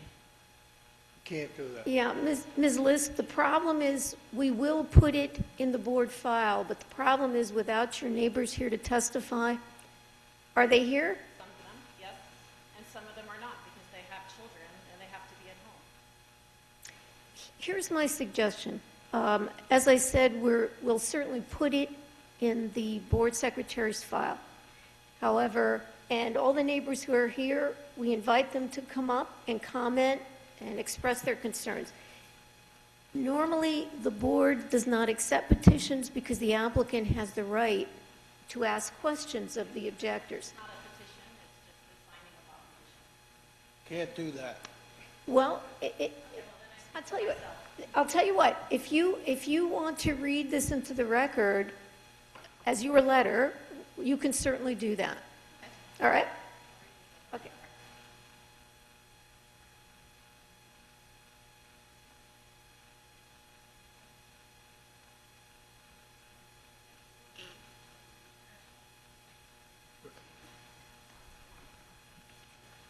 Thank you. Thank As you can see in the image before you, many of the surrounding neighbors are opposing the application for the use variance that is needed to open a bed and breakfast. This area of Princeton is zoned to be a single-family residential area and is not suited for a commercial business. People live in this neighborhood because they've chosen to live in a residential area, a family neighborhood, in a quiet and rustic environment. By opening a commercial bed and breakfast, there's great concern that it would set a negative precedent for the neighborhood and change how people will use their property now and in the future. There's a number of concerns. To name a few: family safety. The property is in close proximity to homes with small children. Guests are not monitored, and up to 8 strangers could be visiting the bed and breakfast every day. This makes neighbors uncomfortable. Traffic safety. Cherry Hill Road is a busy road, especially during morning, afternoon, and evening rush hour. There's frequent accidents. 2 weeks ago, to be very specific, in particular at the intersection of Stewart and Cherry Hill, which is very close to the bed and breakfast proposed location. Having more drivers unfamiliar with the area would directly impact this. Late night traffic. As the bed and breakfast will not have provisions for dinner, guests will be returning late in the evening, creating a disturbance for direct neighbors when they drive into the property, but also possibly creating traffic disturbances when they're trying to find the bed and breakfast in the dark. Privacy of bordering neighbors. Although the plan indicates that the bed and breakfast property is 4.2 acres, the actual bed and breakfast building location is very close to the homes on the neighboring properties. Even with trees, there's still direct vision into bedrooms, living rooms, kitchens, and other living spaces. Property value. The opening of the bed and breakfast would have an impact on the property value and the ability to sell in the area. This would in particular affect the surrounding properties. Most potential buyers will be concerned and will not look at a property if there's a bed and breakfast next door or nearby. Setting a precedent. Allowing this bed and breakfast to open would set a precedent. Basically, it implies that anybody would be able to open a bed and breakfast or use their property for commercial purposes after the approval of this variance. In conclusion, no one family has the right to make changes to a property that have a negative effect on the homes of existing families. If they want to change their residence into a bed and breakfast, they should do this in an area that allows this and not in a single-family residential area.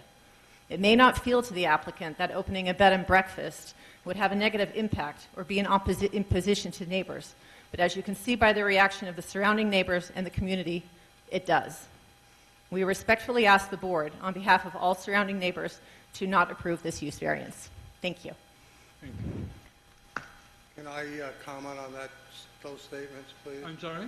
Can I comment on those statements, please?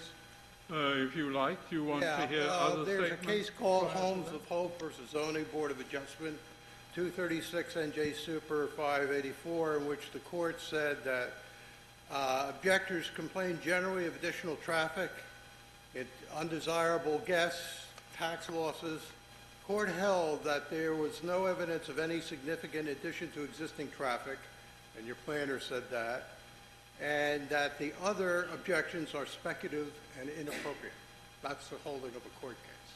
And as far as setting a precedent, case of Price versus Hingy, Supreme Court case of 2013 by Justice Hones, use variances are site-specific and fact-specific. So the fear of this opening the floodgates to different homes all over Princeton municipality is not so, because a use variance, and it's a holding of the Price versus Hingy case, Supreme Court case, that every case is site-specific. You might find, that this site is not. That's your prerogative. That's what you're here for. But as far as setting a precedent, certainly the Supreme Court of the state of New Jersey has held as a legal matter that everything is site-specific to a use variance. This Casey might want to comment on that. Well, I think what I'm going to do, Mr. Schatzman, is before the board begins deliberation, I will have some comments for him, then I'll certainly comment on this as well. All right. Good. You can go through the same ritual if you want to talk.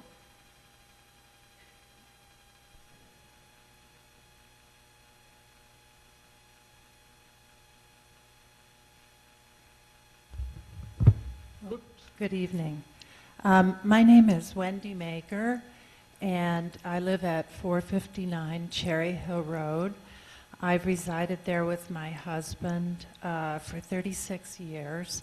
Ms. Mager, before you go on, can we just swear you in? Absolutely. Do you swear affirm your testimony this evening will be truthful? I do. Thank you. My husband, Eric Monberg, is also here tonight. I'd like to speak in support of the application. I realize that some of my neighbors are here to express a different view, and I respect their right to do that. And I hope we can all be respectful of each other and be friends at the end of the day. I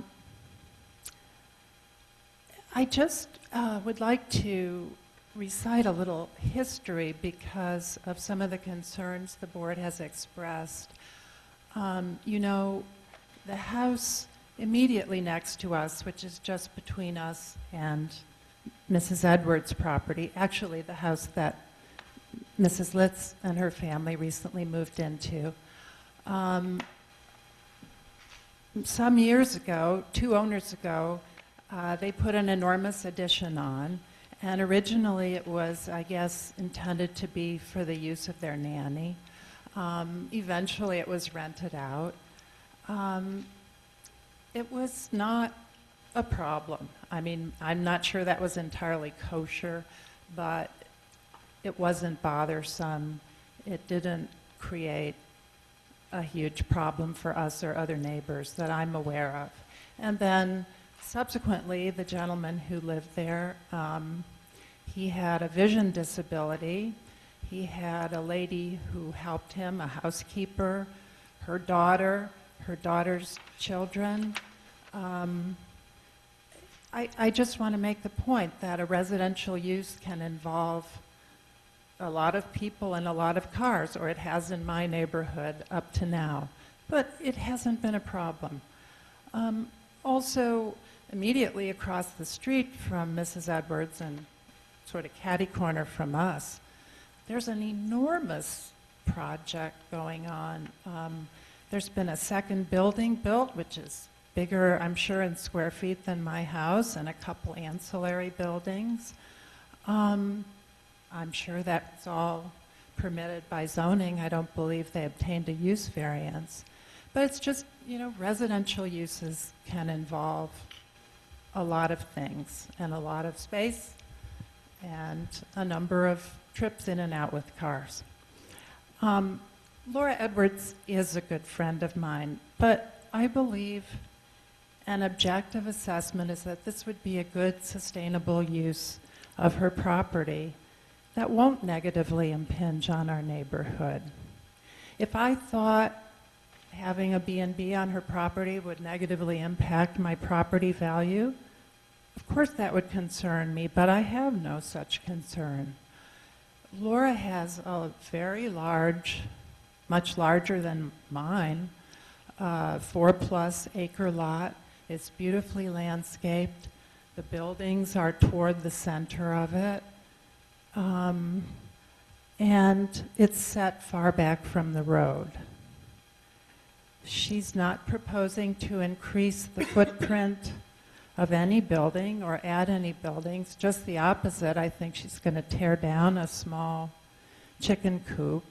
And I think the architectural plans for the modifications to her house and to create the guest rooms in the former barn would create a very pleasing, elegant space. And I don't see how the modifications to the barn make it significantly different from a guest house that someone might create, or a pool house that I've seen on other properties in Princeton.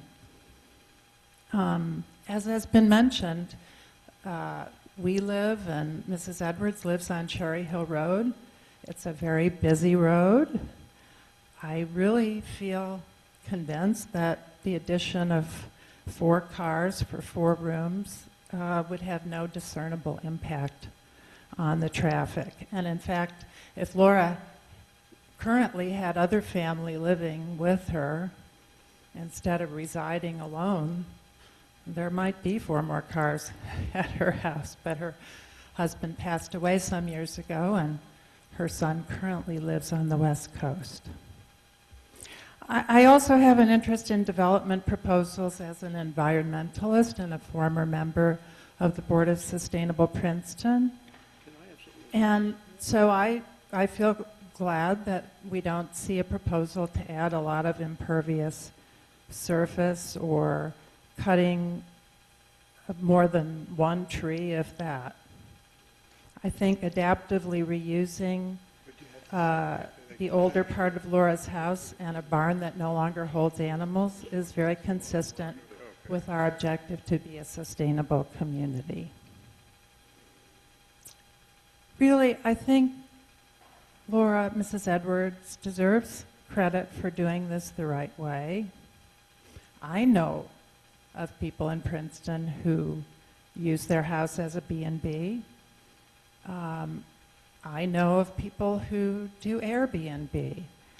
And as has been stated, Laura's presented her plan for your scrutiny and your conditions and the fire officials, etc. I've been reading in the papers about the benefits of tourism to Princeton, and I think this is an excellent way to recognize and support that trend. So thank you for your attention. Thank you very much. Is there anyone else you wish to come?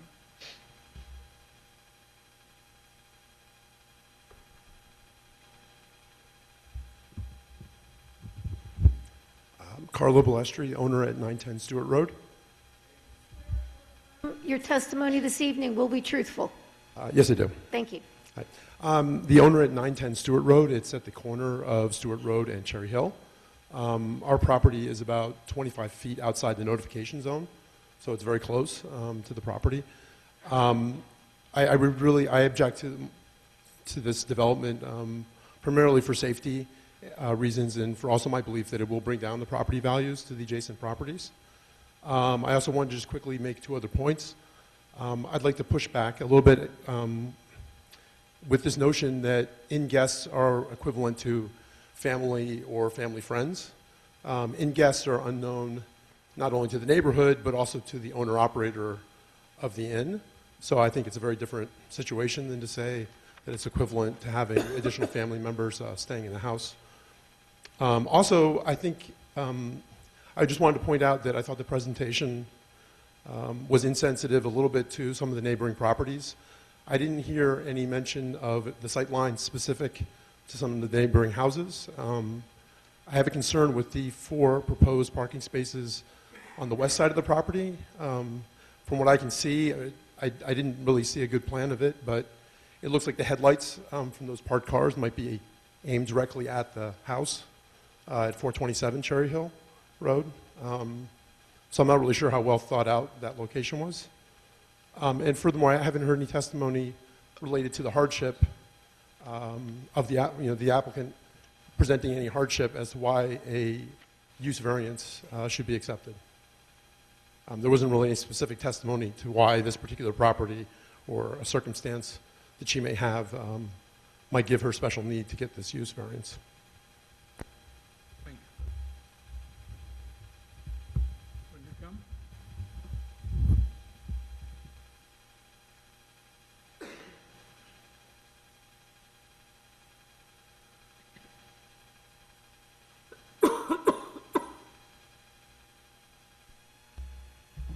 Hi, my name is Marion Mackey. My husband and I live at 448 Cherry Hill Road. Ms. Mackey, do you swear affirm your testimony this evening will be truthful? Yes, I do. Thank you. I'm here to speak in favor of this proposal. I think Wendy Mager has said many of the things that my husband and I feel, and I think some of the attorneys and the planners have spoken similarly. One thing I would say is I've lived at Cherry Hill Road for 36 years, and I've known Laura for probably just about as long. And I would say that Laura is a very respectful person of the neighborhood and the neighbors. So I think from that point of view, she's always made an effort to accommodate her needs with that of the neighborhood. And the other thing is, I have a lot of extended friends and family who often visit the neighborhood and have to stay at a hotel because I can't accommodate them. I would be very happy. I would love to have them stay locally at Laura's, and I suspect some of our other neighbors would feel the same way. The third thing is, I pulled out my phone tonight. I have never done this before, and I typed in Airbnb Princeton. 300 listings. Now, maybe all of them are not in Princeton. I mean, I'll read you the first one. Beautiful home in the heart of Princeton, entire home, 3 bedrooms, 5 guests. 700, reunion weekend, downtown Princeton, entire home apartment, 4 bedrooms, 8 guests. And I scroll to the bottom and it says, this is 19 through 36 of 300 plus rentals. These are all Airbnbs which are done without any kind of regulation. So I think I give Laura credit for applying to do this the right way. She could do it without, as an Airbnb, presumably. Thank you very much. Thank you. Is there anyone else who wishes to address the case? Over here. There's one, and I'll see you two guys next, okay? Please. Hello. My name is Carlina Gevley. I am a resident of Princeton, 164 Highland Terrace. Ma'am, do you swear or affirm your testimony this evening will be truthful? I do. Thank you. I do not live right next to where the bed and breakfast was. Speak up, please. I don't live right near where the bed and breakfast is, but for 14 years I have walked past it or driven past it or ridden my bicycle past it at least once a day probably. And when I first saw the notice come up in the I read all of the agendas for the meetings, so this was back in October. I was actually quite shocked that there was a possibility that someone would be putting a bed and breakfast right in the residential neighborhood. So I have concerns about the precedent. I can't imagine if my next door neighbor decided they wanted to apply for a bed and breakfast and they all also have multiple acres and could accommodate that without making any changes to their property whatsoever. I mean, not a one. They have the parking, they already have the housing, the rooms, the bedrooms, everything. I would be very, very bothered thinking that I was had bought in a nice neighborhood, residential homes, families, and that now there would be, yes, up to 8 adult strangers coming and going on a regular basis.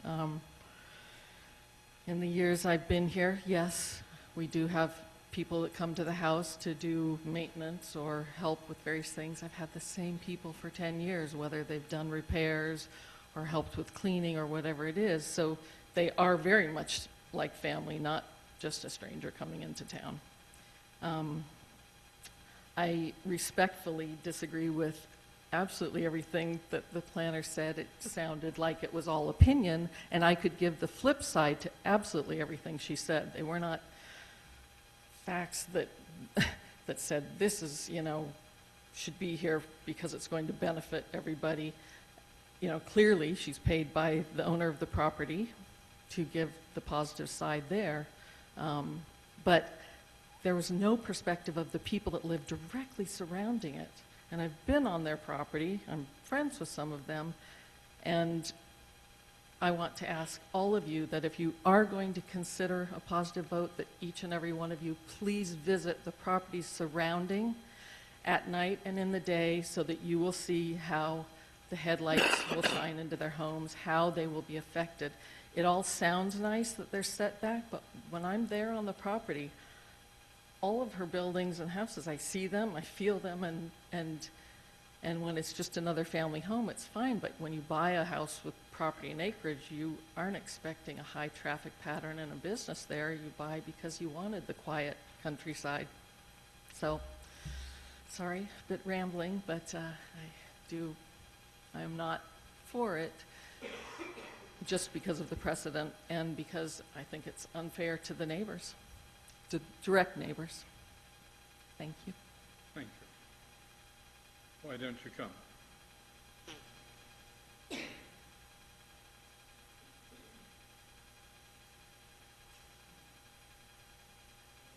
Good evening. My name is Elliot Lieb, and I will tell the truth.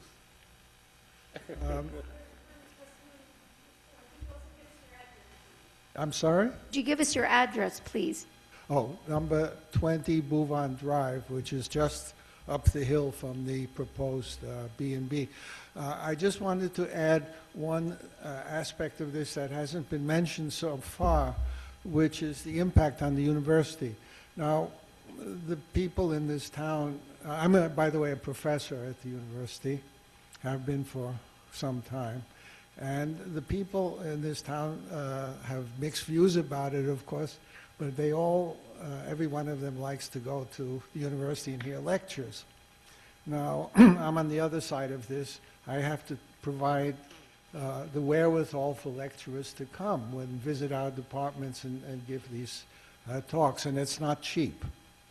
And we don't have the kind of money, despite the fact that it's Princeton University, which doesn't contribute to this, we don't have the money to compete with commercial hotels, commercial organizations that have essentially endless amounts of money to spend on their visitors. We just don't have that.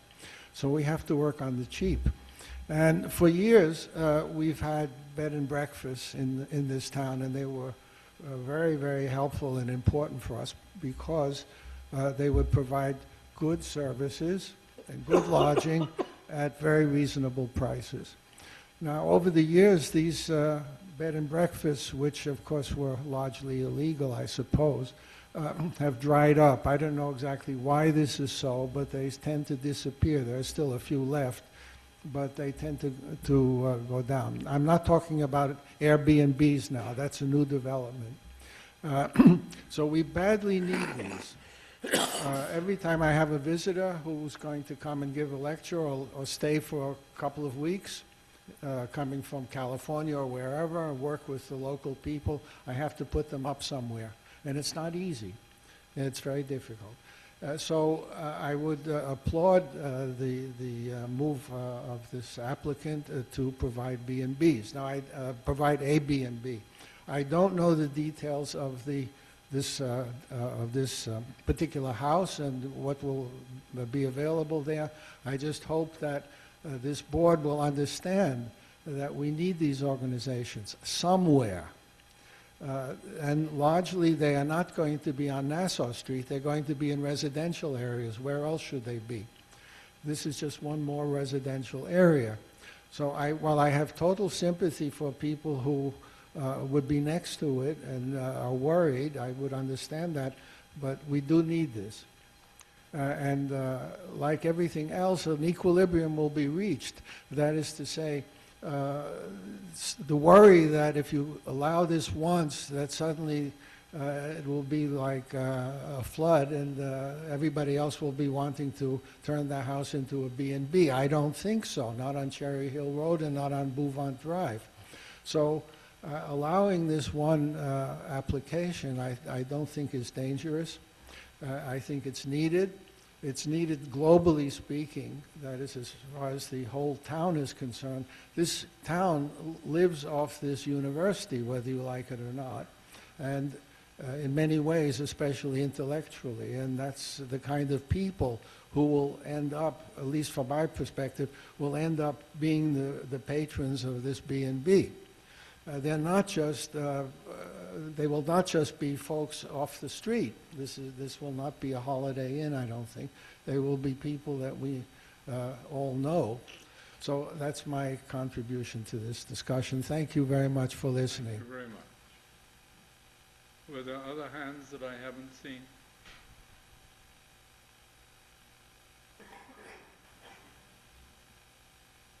Why don't you come? Okay. My name is Ingela Kostenbarer. I live at 245 Moore Street, but I'm here because I'm a realtor. I'm with Weichert Realtors. I've been a realtor for 30 years, and I wanted to say Oh, something. and ma'am, we just need to swear you in Oops, before that's you right. continue. Do you Let's get- swear from your testimony this evening will be truthful? Yes, I do. Thank you. I'm the realtor of Paul and Sonja, and I just wanted to say, really, in my opinion, my professional opinion is that we have a lot fewer people that wants to live next to a commercial entity or establishment, and that's really all I wanted to say. But when I hear this about these illegal B&Bs, I happen to live next to one 15 years. And on Knoll Drive, and it's no longer there. It's a new property. They stopped the B&B. And I can't tell you how many times we had visitors because they didn't know, couldn't find a place, didn't know where they find the key. They'd had questions, couldn't find their way to town. So it was a big disturbance, and that's 15 years that I lived this. And in the end, actually, the house almost burned down because the guests had taken off the radar smoke detectors because I don't know why, but the house almost burnt down because it was... Batteries were bad and they were squeaking all night long. I didn't hear that, but... All right, so Okay. I'm opposed to. You're opposed. I lost my to English. the bed and I'm opposing it. Okay. Thank you. Yeah. Thank you. Will you come forward, sir? There's somebody in the back who wishes to talk. My name is Dali Tao. I live on 120 Montadale Drive. It's the next road to Cherry Valley.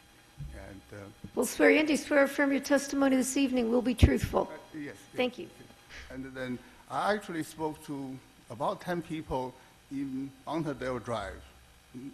No single one of them is for it. And I can give you reasons. And then I think she gave a lot of reasons on the single family.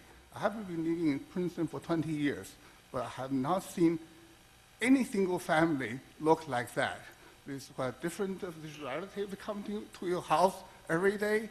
You see, I have a neighbor who has 6 children. They come in the weekend. I love that. And then I can see their grandchildren. But I think just like any of you, do you like to see your neighbor who have different relatives every day come to your neighbor? That's a completely different story.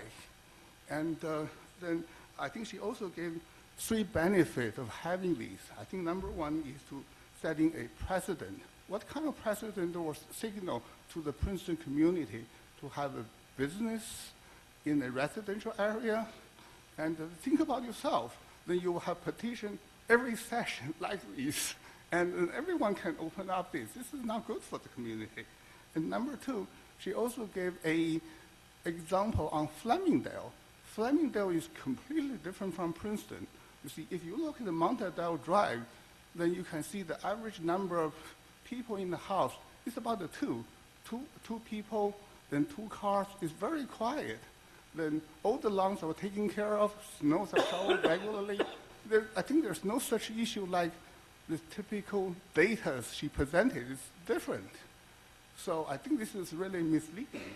And anyway, and I think it's just, I think that, you see, I also see the point of having an affordable house, but then it's very interesting to have affordable house in this $1 million house area. This is, this is not really, it doesn't make too much sense to me, sorry.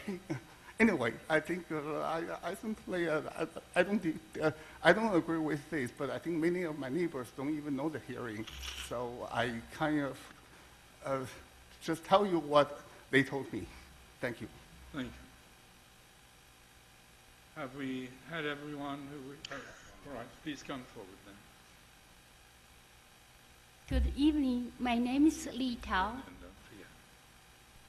Ma'am, do you swear from your testimony this evening will be truthful? Yes. Thank you.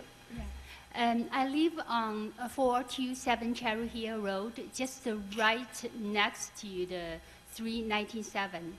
I've been living there for 5 years. So I'm here tonight, and also I was here last time I'm opposed to the application. And I believe so for the whole night, every professional has done a lot of work, to present on the 397 site, present a beautiful land, beautiful, plan for this B&B plan. So I really appreciate all the works you guys have done. Really, I'm a woman. I really think, we do small business really for the families, for the communities, and also to put the positive impact for the people around you as well. However, right now I speak on behalf of myself and my family as well. I have 2 young children. My house, 5 years ago, I came to this community, and the reason I come here because of a beautiful place in Princeton and a beautiful neighborhood on the Cherry Hill Road. So I've been, our family, like kids, are very happy to living here. However, since my husband, Xue Jinxu and me are both working parents, so we are very busy with our working schedule and with kids as well. So last year when we learned, these plans, actually the first impression is I'm going to put my house on the market. I really don't want to live in this kind of neighborhood anymore. The reason I have this first impression because I'm a new immigrant. I moved in U.S. for about 16 years ago. So I came from China. So basically for our culture, I don't know we needed to, I don't know there was process like this. We can represent ourselves to put our opinions, say yes or no. But I really appreciate, great, I have this opportunity to stand here to express myself, to protect my children and the community as well. So basically, the one thing I needed to to express is for our culture, right? People, a lot of other people mention about, they have extended families to come here. For my culture, is I have, when my friends, my families came to visit me from other states, from China, I always offer my house first. I have 3-bedroom room. I have 2 children. I always say my house first, not hotel. The second is hotel choice. And the reason I said that, because other people mention about, I really, when my friends come to visit me, I really wanted to put them in the neighborhoods B&B. That's the reason I bring this up. And also I think the most thing I just feel uncomfortable because I'm the right direct neighbor. By the driveway, my kids play basketball, just the right, only 10 feet away from the neighbor. And then, I'm just thinking, for parking space, just the right, by under my property, and my kids plays basketball, and he plays with his friends, really make me feel unsafe. I'm not sure because of my status. I'm the first generation here. Because I don't have a huge family here. I really want my kids to have a safe place. So that's why. And I really talked to the other neighbors as well. So basically, the third director neighbor actually just happened. We got connected. Actually, she has a land next to the 397, and she's going to build her house. And then she has 3 kids live in North Jersey. They are going to move here, and then because of this, she's delaying, putting off this plan so far at this point. So I just, again, I really, Mrs. Edwards is a really nice person. I respect that. But this is not about, the people. It's just about the environment I'm living, my children living. I really, that's all I wanted to say. I really respectfully disagree with this application. Thank you. Thank you very much. I'm sorry? I'll be brief. I hope, yes, but precise. Precisely brief.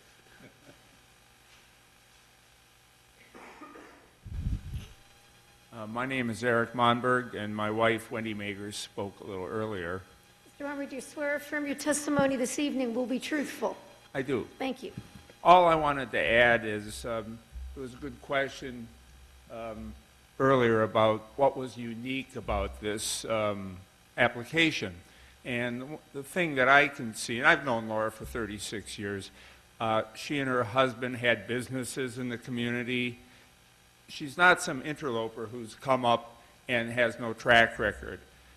She takes care of her property, she's very responsible, and she's a known quantity as far as I'm concerned. And if I were to own a house and somebody moved in and said, I want to convert it to a B&B, I'm not sure I would support it. But I do know Laura, I trust her, and like I said, she has a track record in the community, they've owned businesses, and I think she'll do the right thing. So I just wanted to add that. Thank you very much. You've spoken once, no? I think once is... Just has a question. Oh, you had a question? Okay. Come back and ask the question. I don't know the woman who's applying for this, but I know all of the people that are for it. Most of them have said they do. And so my question for you is, if she passes away or sells the property, what happens when the next person comes in? Do they also have the right to continue running it as a B&B? What if they're a very different person? What if they have a very different idea of what they want to do and they want to change it dramatically? So that is a question that I hope will be addressed again before the decision is made. Because Well, it but shouldn't be about the person who's applying, it's about the property and the business that will be there. She could be the most wonderful person in the world, but we don't have control. Thank you. Well, the use variance would run with the property, so a future owner, within whatever conditions are imposed by the board, would be able to continue to use it as a B&B. You have a question, or?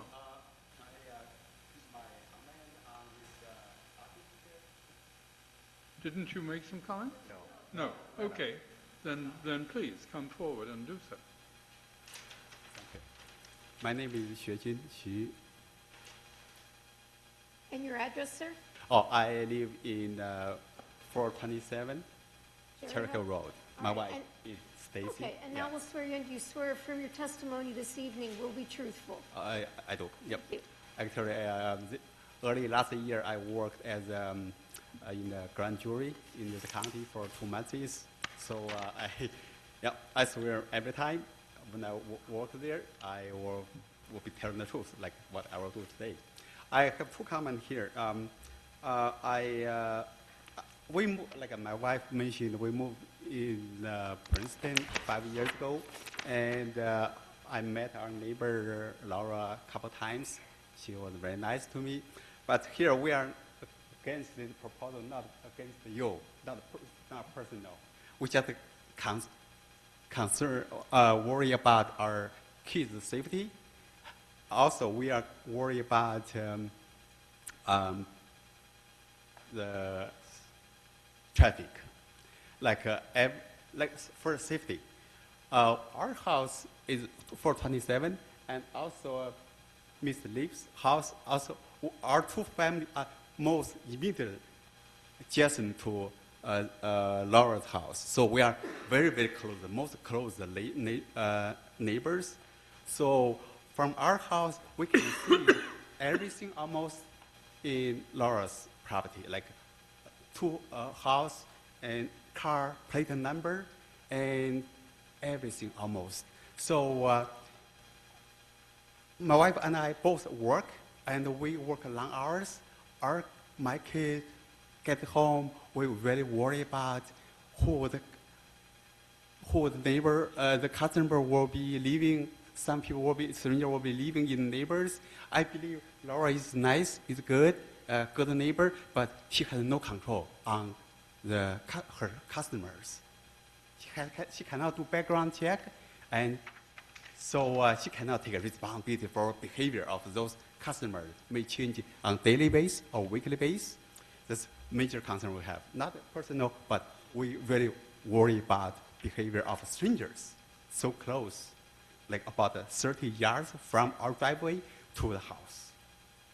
The second is about a precedent. They said this house can be converted to B&B because it's unique, and nobody can follow that. Actually, if you look at, if you drive through that Cherry Hill Road, you will see on both sides, most of the house has a barn.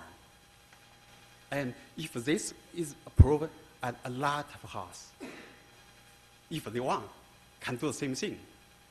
The neighbor, or like even my house, we have a small room. We can do similar thing. Of course, our house is much smaller, but the house across the street is much bigger. Like some of mentioned, it's much bigger house. If they want to do the same thing, yes. Most of the houses I saw have like barns. And also in the rush hour, I always took my son to school. Why? Because it's so dangerous to let my son stand near, near the curb waiting for bus. Although the bus always stop in front of my mailbox, but even that, I don't want my son to wait the bus near the mailbox because traffic is terrible.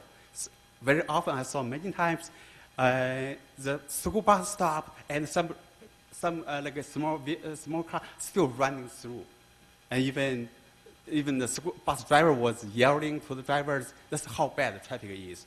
Think about if there are like 4 or 5, 6 more cars adding to my neighbor, what will it be like?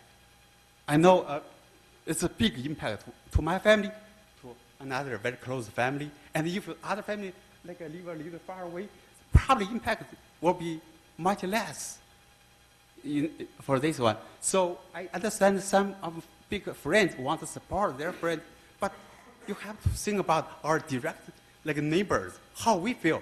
Think about if we put yourself to my shoes, how will you feel? Do you want to risk your kids' safety from strangers, from traffic, and set precedent for a bunch of house plus barns in the same street? Thank you very much. Good. Thank you for your time. I believe we've now finished with... Mr. Ford would like to say from the one audience. thing. I don't want to... Ford is going to make a comment?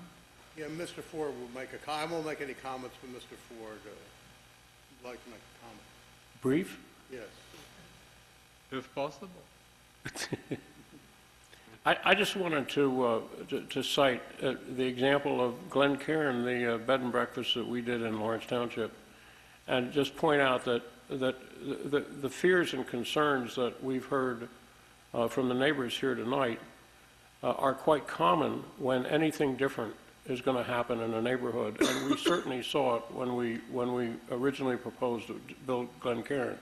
However, I have to tell you that 12 years later, Glen Cairn has become a part of the neighborhood, and much as one of the ladies pointed out, not only has it become a part of the neighborhood, but the neighbors often find it a very great convenience when their guest bedrooms can't handle the load, to be able to have a place where they can stay nearby. So I think that The fears that have been expressed here are probably very common fears. We all worried in the neighborhood, not only that there could be a strange new creature called a bed and breakfast next to us, but who knows who's going to move into the McMansion next door that's going to trouble us. So, I mean, I don't think we can deal with the fears. We have to deal with reality and experience and see and look at it in a much broader sense. Thank you. Thank you. Chairman- You now wish to summarize, is that right? Chairman Royce, since we have Mr. Solo here tonight, the town's planner, he did not make a comment earlier. I don't know if the board would like to hear from him now, if he has any comments. On this, because I think there's something that, in a sense, needs to be dealt with by the council, as well as with the deliberations of this board this evening. Thank you, and I agree. You may want to consider whether or not regulating Airbnb or bed and breakfast establishments would be better done, as Ms. McKenzie suggested, maybe as a conditional use or through some sort of zoning, and that's always a question that the zoning board faces. I did want to offer just a couple of thoughts as we've listened to this and based on what I did in my report. I think it was interesting that I think everybody agreed this is a residential area. I think the question before you is, does the B&B fit into the residential area? You heard Mrs. McKenzie's testimony that she thought it did. You've heard some of the neighbors say they don't think it does. Some of the neighbors said they did. And I think that's a question you need to wrestle with based upon the testimony and your own visits to the site as to whether or not this does fit into the neighborhood. Part of that discussion, I think, also needs to center around, is this a commercial use or not? I think we all agreed there are no commercial uses in the surrounding neighborhood. It is residential. Is a B&B, as Ms. McKenzie suggested, a home occupation almost, and it fits in almost as a residential? Or is this a commercial operation? It's not a hotel. It's not 100 units. We do have zoning that allows hotels. They're allowed in the downtown zone and then in the service zones on Alexander Street and up on 206. So I think the board really needs to focus, is it a commercial use? Does it impact this residential area? Betsy also mentioned a number of ways that this furthers both special reasons, the purposes of zoning, and the municipal master plan. I would point out to the board that in the land use element of the community master plan, the last goal in the land use element is to preserve and protect the character of established neighborhoods. And I think that's the crux of tonight's hearing is, what impact does it have? Can you impose enough conditions that you are still preserving and protecting that character? You need to also think about whether there's something unique. I believe one of the board members asked about the site that makes it particularly suited. And again, Ms. McKenzie gave you some of those answers, or what she thinks are the answers. You need to wrestle with that as well. We don't have standards for this. As we were talking, I was thinking there may be some things that are particular. The site was 40% larger than what's the zone requires. So it's a larger site. It's set back from others, but we also heard testimony there are other large lots and there are other large homes that are also set back. So for almost every pro, there's a con. There's nothing wrong with the existing zoning that says in the master plan for low-density residential, there is no recommendation that there should be any other commercial type uses. It basically says preserve the existing low-density residential areas and protect the environment. And then the last thought I'd leave you with, if you are leaning towards approving this, we need to make certain that you do impose conditions both in terms of on the site and on the operation. Some of the key things I heard was it's owner-occupied. I think that's a condition that you can impose so that it doesn't become like a hotel or a micro-hotel. You know, you can limit the number of rooms, you can limit other activities. Site improvements in terms of landscaping and site lighting. So if you do, I think you need to impose conditions that would provide some added protections for the neighborhood. I don't know if there are questions for me. I can comment on what the existing zoning's intent was or a little bit more on the master plan. But in general, I lean with the master plan of saying preserve existing neighborhoods. To me, this is more of a commercial operation, albeit not a heavy one. It's not a hotel. You'll see in all the staff reports, I think I need to address a little bit. While we didn't require a traffic study, Cherry Hill Road probably has during the day a few thousand cars. So when you're looking at a 4-unit B&B plus the 2 bedrooms for the proprietors, it's not going to add a lot of traffic either in the peak hour or over the course of the day in terms of what Cherry Hill normally carries. So that's where our comments were. Will there be a few more cars? Probably. But when you look at the percentage, it is very low. I think the neighbors, you could hear their concerns were simply, is this really preserving and protecting this residential area? Thank you. Do we have any questions that you care to ask them? I've got a question, Yeah. Chairman Royce. Lee, Derek, I asked the planner, Betsy, the question about is or is not a bed and breakfast a commercial use?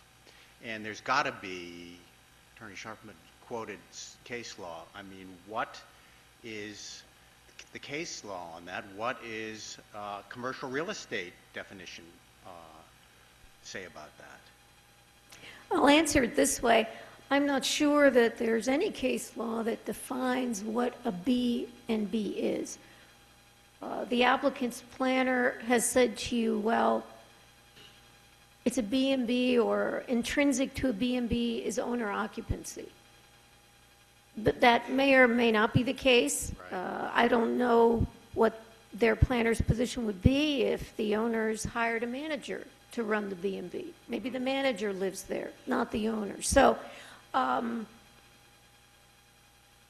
it seems to me that when you have any kind of a business, certainly there's a commercial aspect to it.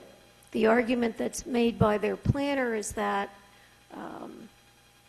since the owners will continue to use this as their home, it's akin to renting out a room in your home if you had a boarder, which is not permitted in this zone either, but the correlation they're making is that that's really what this is about, that it's not a hotel, because hotels don't have owners living there, it's not a motel. It is more akin to someone taking people into their home. In this case, they're getting paid to do it. It's not family, it's not friends. So in terms of some of the arguments that have been made tonight, I do agree with Mr. Schatzman that each application that comes to you is site-specific and fact-specific. So your analysis tonight should focus on whether you think the basis has been laid for this variance. You've heard that the applicant needs to establish for you both the positive and the negative criteria. All applicants do with every variance. Since this is a use variance, the proofs you've heard tonight seems to me have really centered around the fact that the site is particularly suited to this use. And the applicant has explained to you the size, the location of the dwelling and the barn. So, and Mr. Schatzman can correct me if I'm wrong, but I think that that is very much what the applicant is relying on to advance the application. They've also argued that they don't see any negative impacts. You've heard from Mr. Solo that with respect to traffic, there's already a lot of traffic on Cherry Hill anyway, and a few more cars are not going to change that.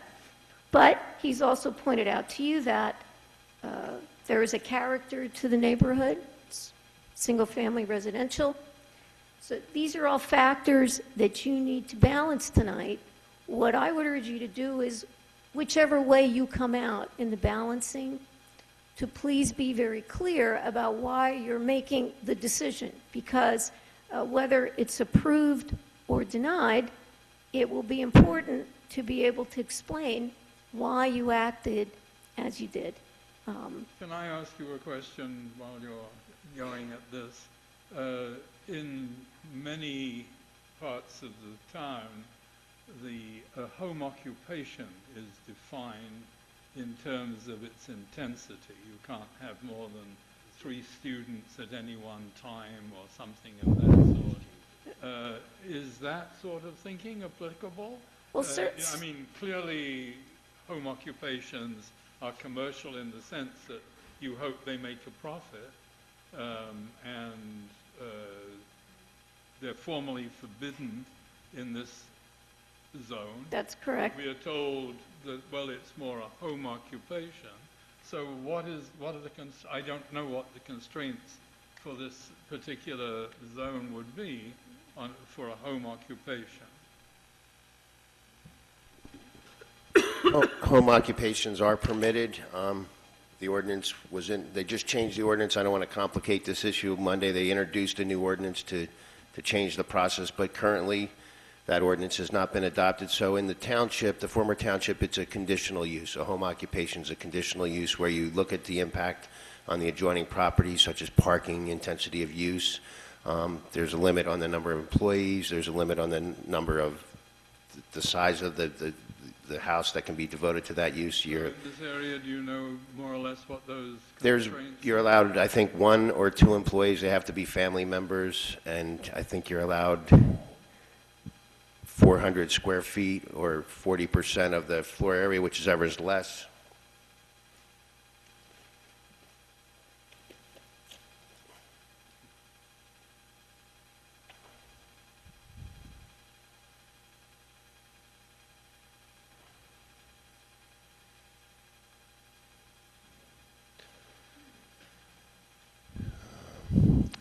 The definition is an occupation customarily carried on in a dwelling unit by a member of the family and residence, which occupation is clearly an accessory use incidental to the residential use, including such occupations as instruction in music, dance, arts, and crafts, and which occupation gives no external evidence of non-residential use, and which occupation does not generate traffic nor have related parking requirements in excess of 3 car spaces, which spaces, if required, are provided off-street on the same lot as the occupation, and the area occupied by a home occupation shall not exceed 40% of the net floor area of the dwelling. That's the definition, and then it's... But it doesn't talk about number of people that can be associated with... No, I think clearly the totality of the definition is very limiting in terms of the activity, the number of employees, parking. So I think that's the intent of it. And somewhat, with that new definition, somewhat contrary to what we heard the planner say as far as her view that B&B was the functional equivalent of a home occupancy type activity. Yes, I mean, they could address that. I assume before we go into our deliberative session, you wish to make some comments to us? Betsy, you want to comment? I would rather have my witnesses testify. Compare what Derek Bridger read as far as a home occupation to what your point is, if you would. Well, my understanding is that ordinance was just introduced, right? This is the current ordinance. Existing ordinance. There was. I just likened it to being like a home occupation. It doesn't Define what you mean by a home occupation. Something that is under... Is it consistent with what the ordinance It doesn't meet permits? your definition in the ordinance of a home occupation in the sense that, first of all, it'll involve more parking and more space in terms of the amount of the dwelling that would be used for it. So it doesn't meet your definition in your ordinance of a home occupation.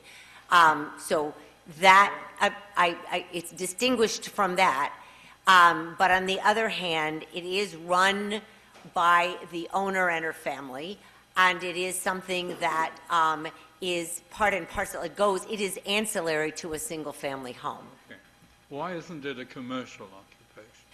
You know, I'm not saying there isn't a commercial aspect of it in the sense that she's going to make money. I haven't said that. What I've said is it's not an independent commercial use. You're not establishing something that could be standalone. If she left, the bed and breakfast would cease to operate. And frankly, you're not clear on that, that can be a condition that it goes with the fact that there's an owner occupant on the premises. But if I want to be a baker, I can have a commercial occupation that I bake bread on the site. It's a home, but it's got a big oven or something like that. How is that a commercial occupation in the sense? A home occupation, does it meet? He's asking about a baker. If he bakes bread, it sells it in his home and his oven. I'd have to look at the rest of your conditional use standards when I looked at your ordinance, I did not feel that this fell squarely within your home occupation definition or standards, so that's why we're here for a D variance. If I thought that there was an interpretation, we might be making a different sort of presentation. I recognize we need a D variance. Okay. I'm not arguing that. We need it. And I think, to answer your question, is it a commercial? I think it's a hybrid. It's part commercial and it's part residential. I think that's what the testimony is. So then, if I were on the board, I would say to myself, is it so commercial that it's going to be a detriment to the neighborhood, or is it more residential that it won't? That's the lack of the negative criteria. The particular suitability you already heard again and again and again. Okay. That's the way I look at this. All right. And you have, the case law says you have peculiar knowledge, you have peculiar knowledge of your town, you have peculiar knowledge of your neighborhood. Yeah. So, as they say in court, the verdict's yours. Fine. So you've told us all you need to do. Yeah. Okay, so then we're in executive session. Try and decide how to come out on this. Are you going to talk? I can. I think that when people buy into that neighborhood or any single-family neighborhood, there's an expectation that unless something presents itself that is unique to a particular property in that neighborhood, that area will always remain as a single-family neighborhood. I think that's the situation that exists here. I do appreciate the last comment that Mr. Ford made about a convenience to the neighbors, and I don't disagree with that. But I think, in my opinion, there's nothing unique to this property in this location that would override the single-family aspect of the community it's in. And so I really don't think that it's appropriate in this particular area, because I don't think there's anything unique to the property that causes it to be used as a bed and breakfast. That's okay. So I disagree. I do agree with the fact that this particular property is suited to a bed and breakfast. I think it's already on a very busy road. I think it is a large property that is well screened. I did visit the property. I walked around for a long time, looked at all the different neighboring lots. I drove back into Montedale Drive and Circle and looked around there. I think that certainly there's some work to be done. Other things could be screened. I think the new parking area could be screened to protect the people to the west, I suppose, in a better way, because it's mostly tall trees there. But it is significantly far away. I mean, it's 100 feet away from that house where these cars would be parked.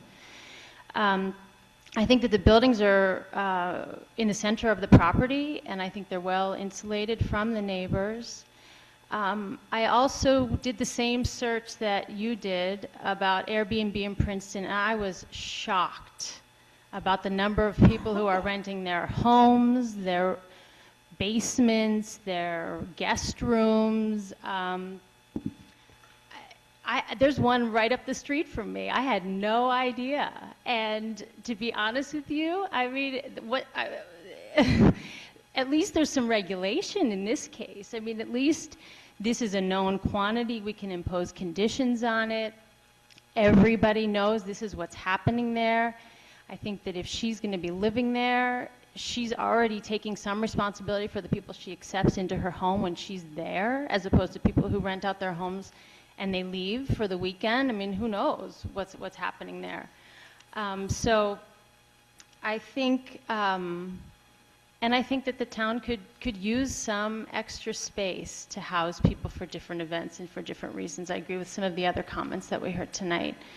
I think this is a very large property, and I do think that I would support the application here. I also agree that any use variance is decided on a case-by-case basis, and I know there's been a lot of talk about precedent tonight, but I don't think that just because if we were to approve this application that somebody else coming before us would get an automatic approval. I really don't think that that would be the case at all. I also went and visited the property, and I know that neighborhood not as well as someone who's lived there, but I was surprised at how remote. I thought it was actually, after a couple of days of gloomy weather, it was particularly beautiful to be back there, but just how, again, I began to wonder why we would even care about having extra screening, because, I didn't walk around as much as you did, but it seemed as though I couldn't see anybody nearby, and now apparently there are houses where you can see it, but frankly, I felt like I was in the middle of nowhere when I was back there. I find the idea of being afraid of bed and breakfast customers kind of almost ludicrous, I have to say. It seems like a Princeton problem or something. It doesn't seem like something that we can be afraid of all kinds of things, but it seems like kind of a low bar for fear. So I actually am in support of it, because for a lot of the reasons that you've mentioned, I think we can have all kinds of surprises with new houses in neighborhoods and houses that come very close, and those are allowed, but I think there would be there would be benefits that would outweigh, in my opinion, and I realize my house is not next door, so what I'm saying may sound like it doesn't count, but my house is next door to something else that you might not like too. So, but I mostly just see it as having a lot of benefits, and I question some of the concerns that people have about it. Anyone else?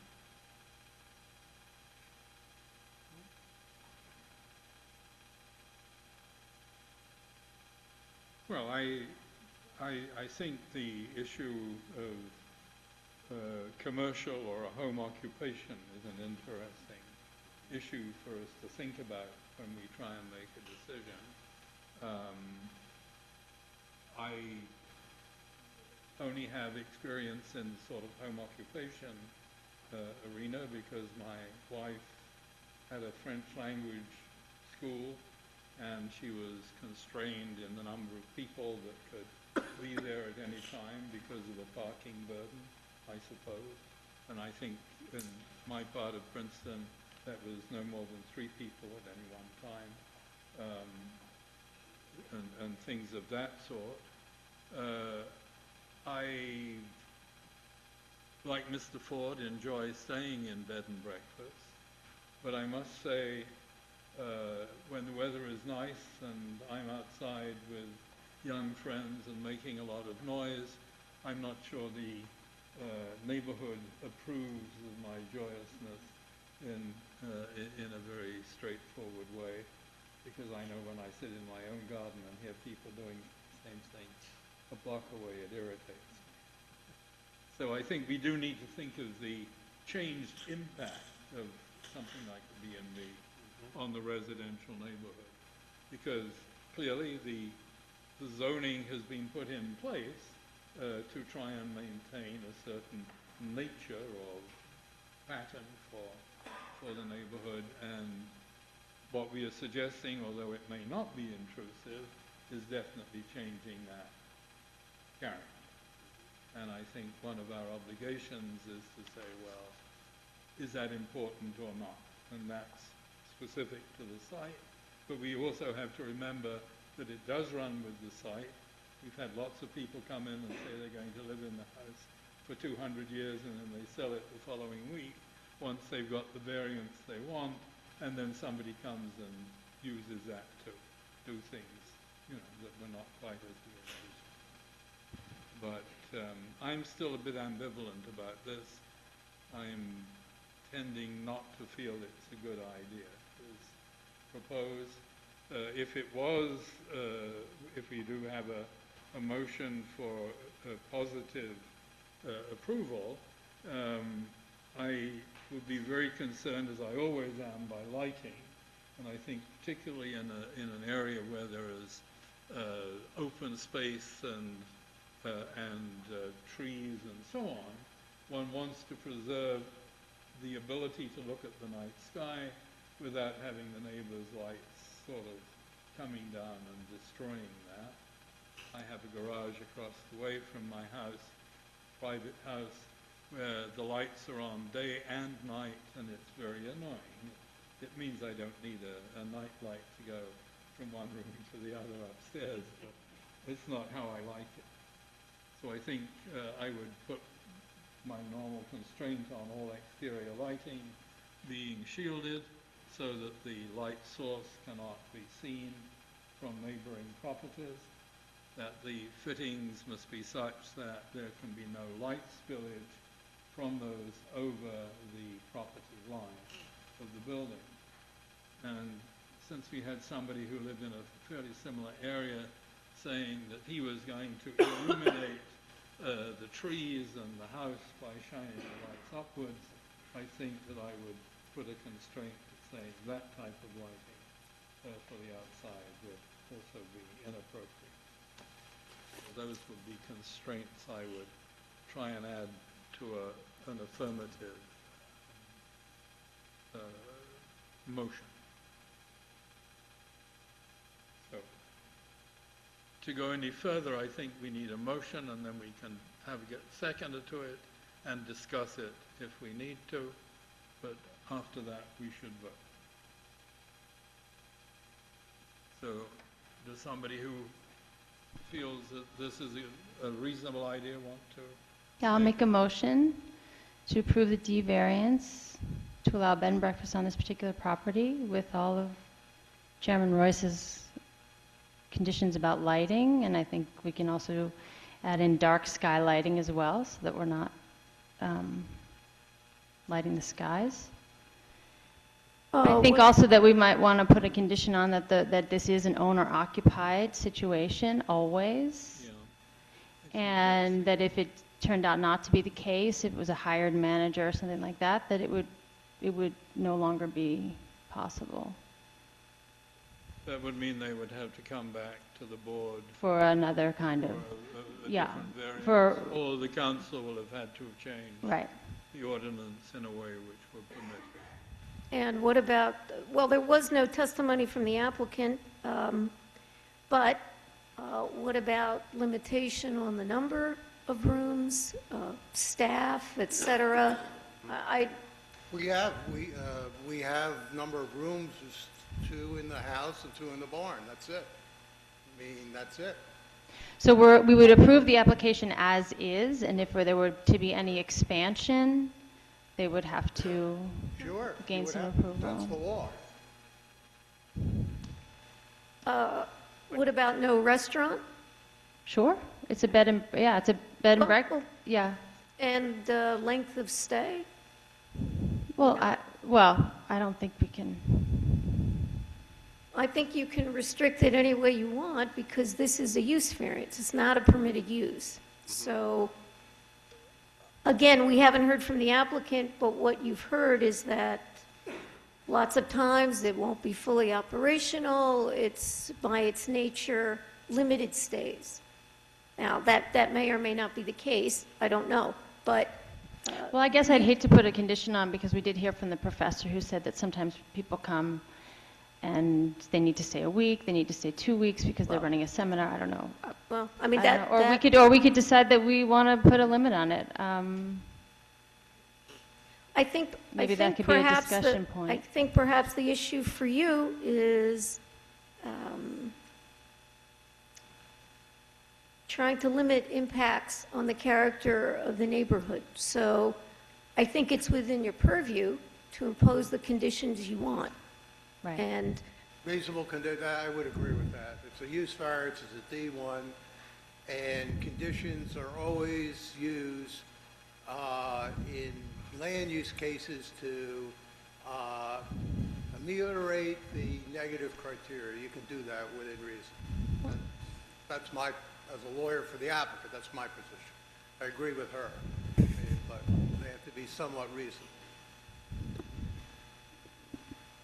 I think a limit should be placed on the stay. Otherwise, people could stay there a year and then it becomes an apartment, you know, which is not what they're here for. So I think it, Well, I agree with that. I mean, I think you should think about, if you're inclined to approve it, that there is some sort of, if 2-week maximum or 3-week, or, you know, but I think it's presented as a B&B, and that's what it should be, not a yearly rental for somebody room renting, and I don't think that's what was approved or presented.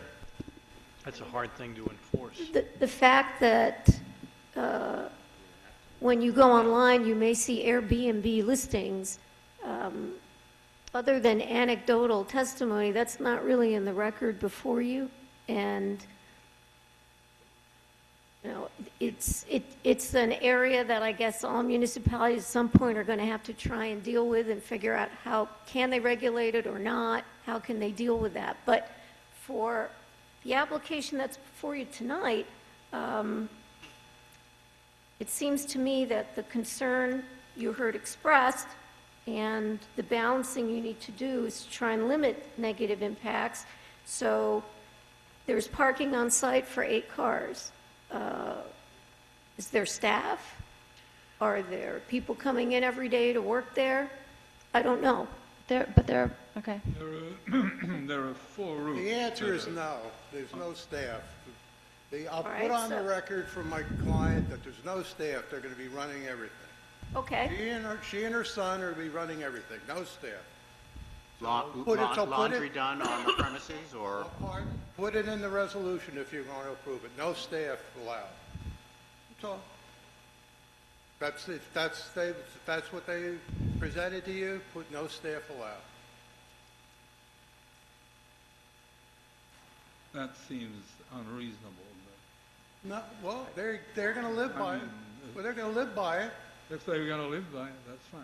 The trouble is with that type of condition, we really have no idea whether staff is coming or not. If they decide to have a cleaning person come in and just go through the rooms, we would. Mr. Chairman, you know, I've been doing this Zoning officer for can't sit 49 there. years.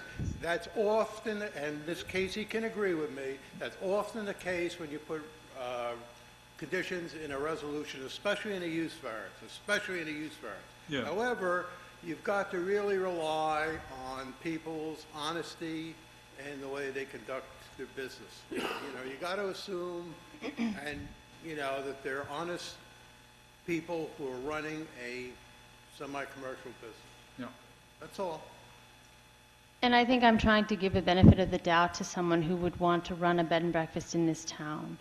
And I think that most single-family homes around here probably have somebody come in once a week or once every 2 weeks to clean the house. And if they have the same thing happening at their 6-bedroom, single-family home that happens to have other guests in it, I don't think there's much difference to that. But I guess I don't want to put too many onerous requirements on someone. I guess I do want to give the benefit of the doubt to this person who I think is trying to do something actually good for the town.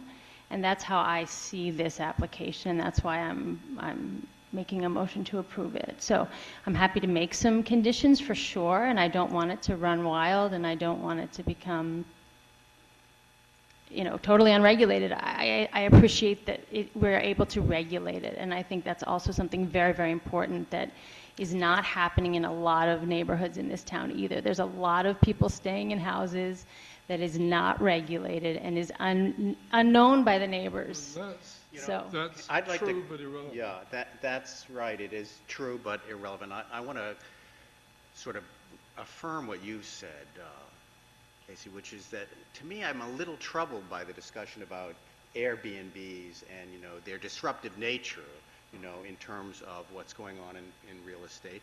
And what we've seen in technology is disruptive, whether it's Uber or Airbnbs. But that's really, it being raised tonight is not relevant to what's before us. But we are sending a note to the council this evening, and we ought to add that aspect of the issue to the bottom of that note. But I think it is relevant because I think a lot of the comments tonight are about strangers in the neighborhood, extra traffic in the neighborhood. And so I think that the idea of these Airbnbs or other things happening is very relevant because it means it's happening.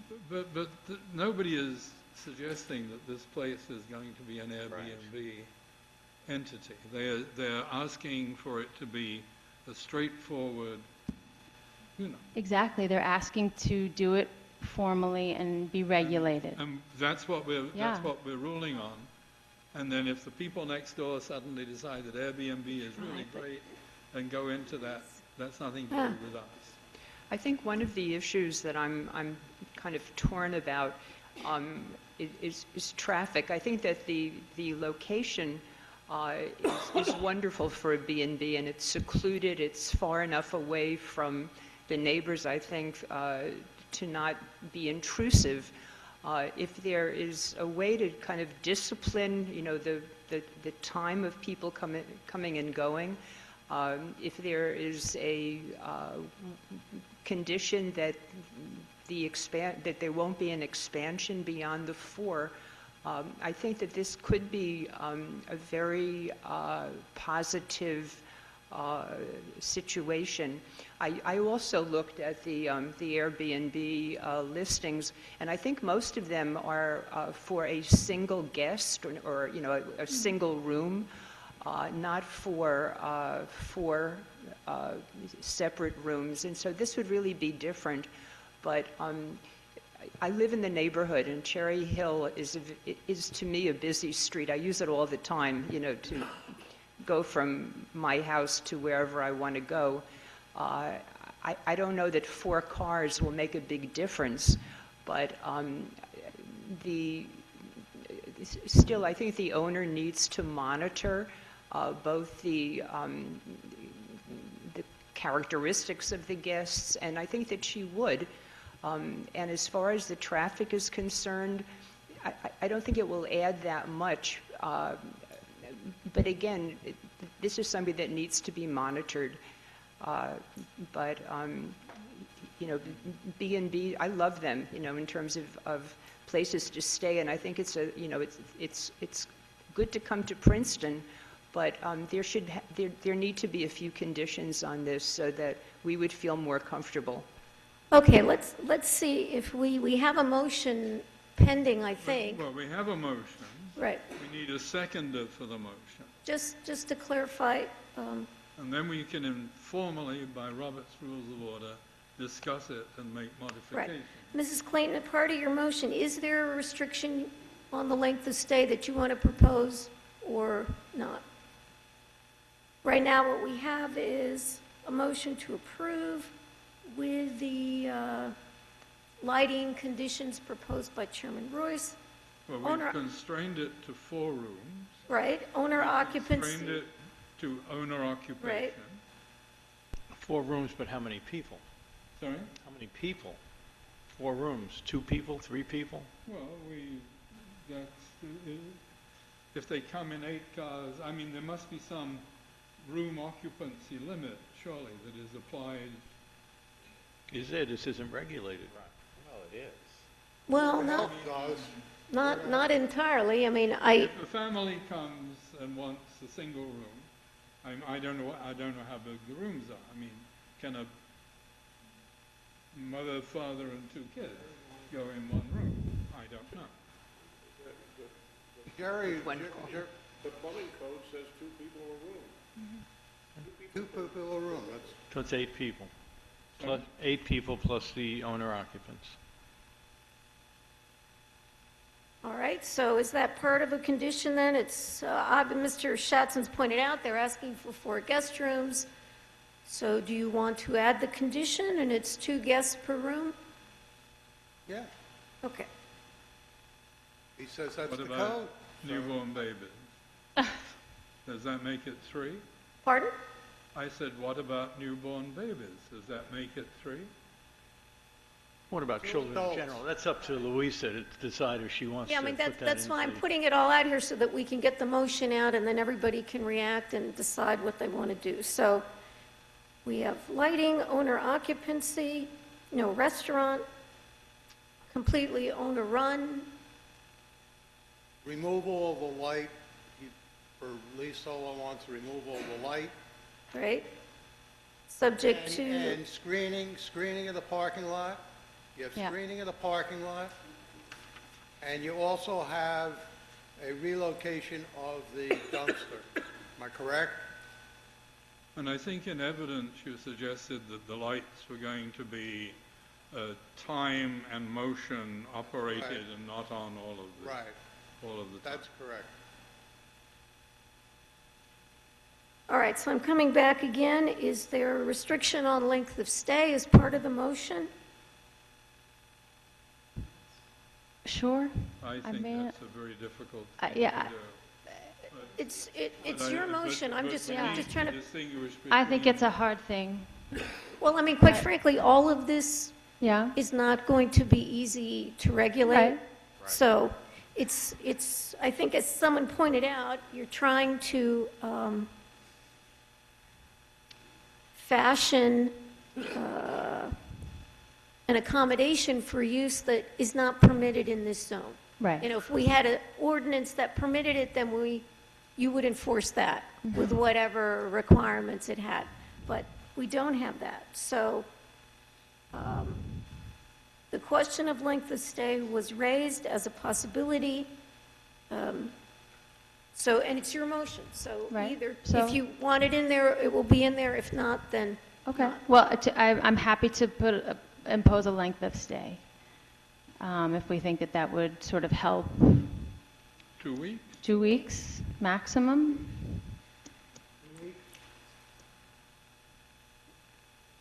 All they've got to do is to pay the bill, drive out of the driveway, drive back in again, and they've got another 2 weeks. 2 weeks is fine. Sorry? 2 weeks, if you want to make a condition for 2 weeks, let the stay, that's fine. That's fine? Yes. Okay. Okay. Okay, so. do now we you have a your motion for, and you have a second. Do we have a second to this motion? I second this motion. Is there any further discussion of the motion? If not, then we should. Yes, and just note, as a matter of procedure, since this is a use variance, it requires 5 affirmative votes. And since we have a full board now, with our first alternate, Mr. Callen, and Mr. Schreiber cannot vote because he's the second Well, alternate. he doesn't have a right to have a yea vote, but he can affirm, no? I mean, that's been our practice. If he would like to do that, he indicate can. that he has been here and he Correct. has an opinion. Correct. We've normally allowed affirm. Or deny.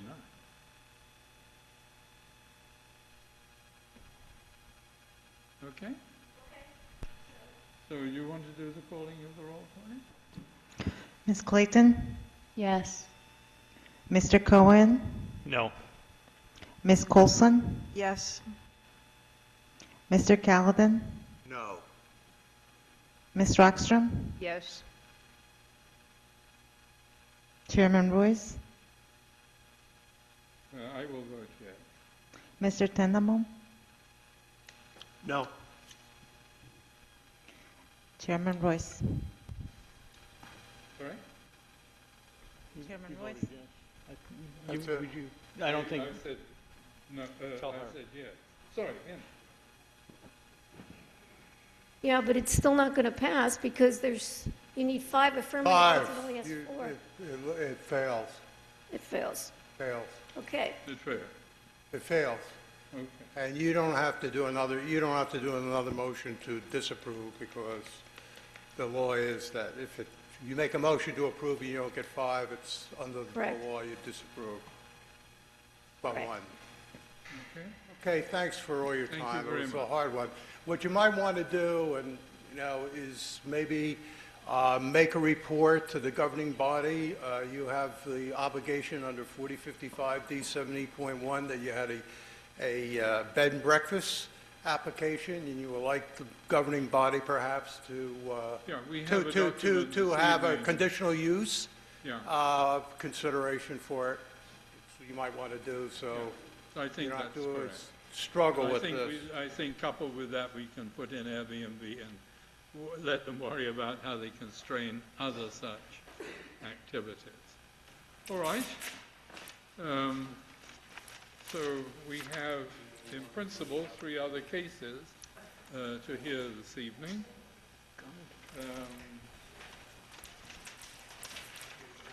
Good night, Lee. Thank you. So we have the 55 Erdman Avenue, which has got the case number Z1616424. Are people here for that?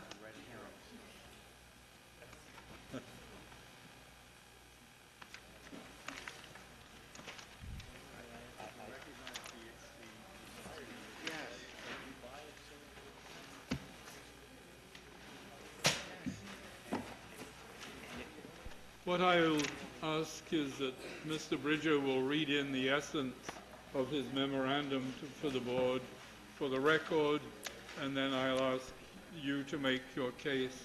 You'll have to be sworn, of course, by... Hold on. I'll note for the record that the noticing is in order and the board has jurisdiction to hear the application. And then what we'll do, Mr. Schreiber, we'll swear you and your client in after Mr. Bridger goes through his memo. Thank you. Could you go outside and talk? We're going to try and run another session. Mr. Bridger. Thank you, sir. The applicants, Judith, Rebecca, and Trevor Graham, requesting a hardship C2 variance to permit the construction of an addition in exception to the prevailing front yard setback. Subject property is located within the R2 zone, is subject to the use and bulk regulations in accordance with sections 17A, 239, and 240 of the former Princeton Borough Land Use Ordinance. The existing single-family use is permitted as of right. The subject lot is non-complying with respect to the required lot area. The requirement's 10,000 square feet. The existing lot is 8,988 square feet. It's also non-compliant with the required 75-foot lot width. The existing is 60 feet. And the subject property is non-complying with respect to the following bulk requirements. The combined side yard requirement is 25, whereas the existing is 20.5 feet. And the smaller side yard requirement is 10, whereas the existing is 9.5 feet. The applicants are proposing to add an addition to the front of the house, which will accommodate a covered entry, porch, and a foyer. The plans also include a second-floor addition containing a third bedroom and a full bath, which is permitted as of right. The addition to the front of the house will violate the prevailing front yard setback of 37 feet, which is plus or minus 37, or it could be 35 or 39. The proposed setback is 27.6. The applicant has requested consideration under the C2 variance, and that's my presentation. If you have any questions, I'd be glad to address them. I think that's fine, thank you. Ms. Schreiber? Yes. I understand you'll be representing the applicant this evening? Yes, I will. And you're a licensed architect in the state of New Jersey. We will swear you in and your client, Mr. Graham. If you would raise your right hand, do you swear affirm your testimony this evening will be truthful? Yes, I do. Yes, I do. Trevor, I think, wants to start. Yeah, I just wanted to briefly say a quick word. I know we're running short on time, so I'll keep it brief. Just wanted to thank you all for meeting with us today. We are excited to be working with our architect, Tony, on the renovation of our house on Erdman Avenue. We've lived there for 10 years now and love the neighborhood and the community, but have started to outgrow our space. Instead of moving into a larger house in a different community or out of town, we have decided to renovate. We love living in a smaller house and wanted to keep the original integrity of the design just to meet our space. We've got a growing family. And in doing so, we've been working with Tony to design a usable entrance to our home. Because of our close community and our relationship with our neighbors, we also wanted to add a front porch to be able to spend more quality time out front, interacting with our neighbors and the community. We love the design that Tony has come up with, as it is functional and also keeps the original feel of our home intact. Thank you. So the Grahams are asking for permission to build a modest addition to their existing small house. Their house currently does not have a covered porch or a proper entry at all. When you come in the front door, you are greeted by a wall, and then you're in the dining room and the living room. So there's very little space to welcome guests and family, taking their coats, taking off shoes. However, you welcome people. So they would like to expand their front so to better accommodate. They also use that front door themselves as the primary way of coming in and out of the house. I believe this deviation from the zoning ordinance will benefit the community. The addition is going to create a more inviting, friendly home. Like Trevor said, we're adding a porch to the entry as well, and that will just welcome more social interaction with the neighborhood. And there are a lot of children on the street, and this is just another means of being outside while your children are going from house to house, playing with each other. I do not see any detriment to the public good with this addition of a porch and an entry. I see only benefits. The porch is an open porch, is that right? Yes. Yeah. Right next to the entry. So that's it.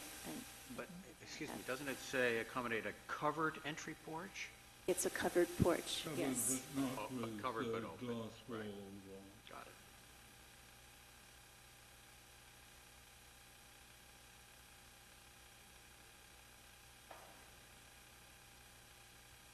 Go down the purposes of the zoning. I think that this design promotes a desirable visual environment through creative development techniques and good civic design and arrangements.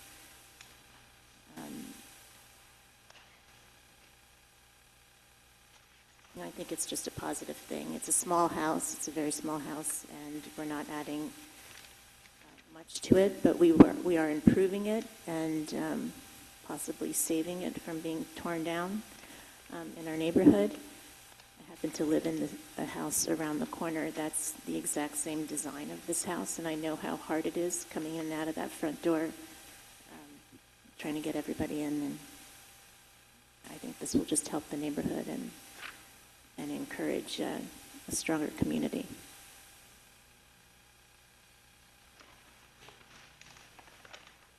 The second floor addition also sort of goes over the porch, and so it has only got No. the 27 versus...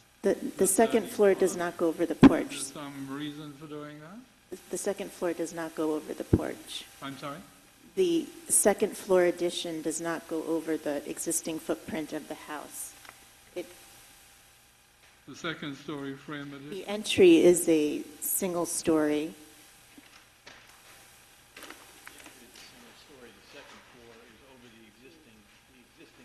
I see. Okay. It does fall Outside of the setback ratio. Yeah.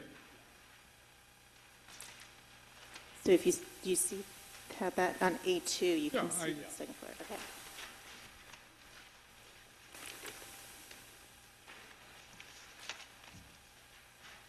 And Ms. Schreiber, you're seeking this as a C2 variance because you feel it's just a better design or plan for the property? Yes. Okay.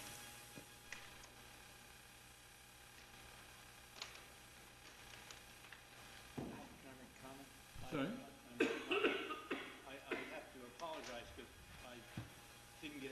Could you turn your mic on? I didn't get out to see the property. I went to the others and I missed this one.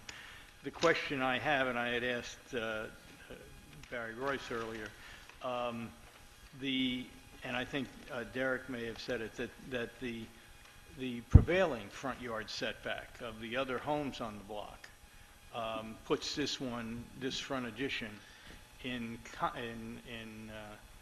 conflict with those. Right. I'd just say one thing about that. They recently changed their front yard after years of suggestions by the zoning board. The prevailing front yard setback definition took out the highest and low in the range. So if that was taken out, they would still need a variance, but I think it reduced to like 30, it became like 31 feet instead of 37. It still needed a variance, but it was less than right now. I think if you look on the area map that she has, there's one house at the end of the street that is set back 60 or 70 feet and kind of skews the range average. So that one has been included in the number? It was included in this because I see. they applied before the ordinance actually changed, so. And taking that one out, It reduced, you would take the lowest and the highest out, and it reduced it, and I thought I had it with me, and I apologize. I thought it went down to 30, 32. but it would still require a It still requires a variance.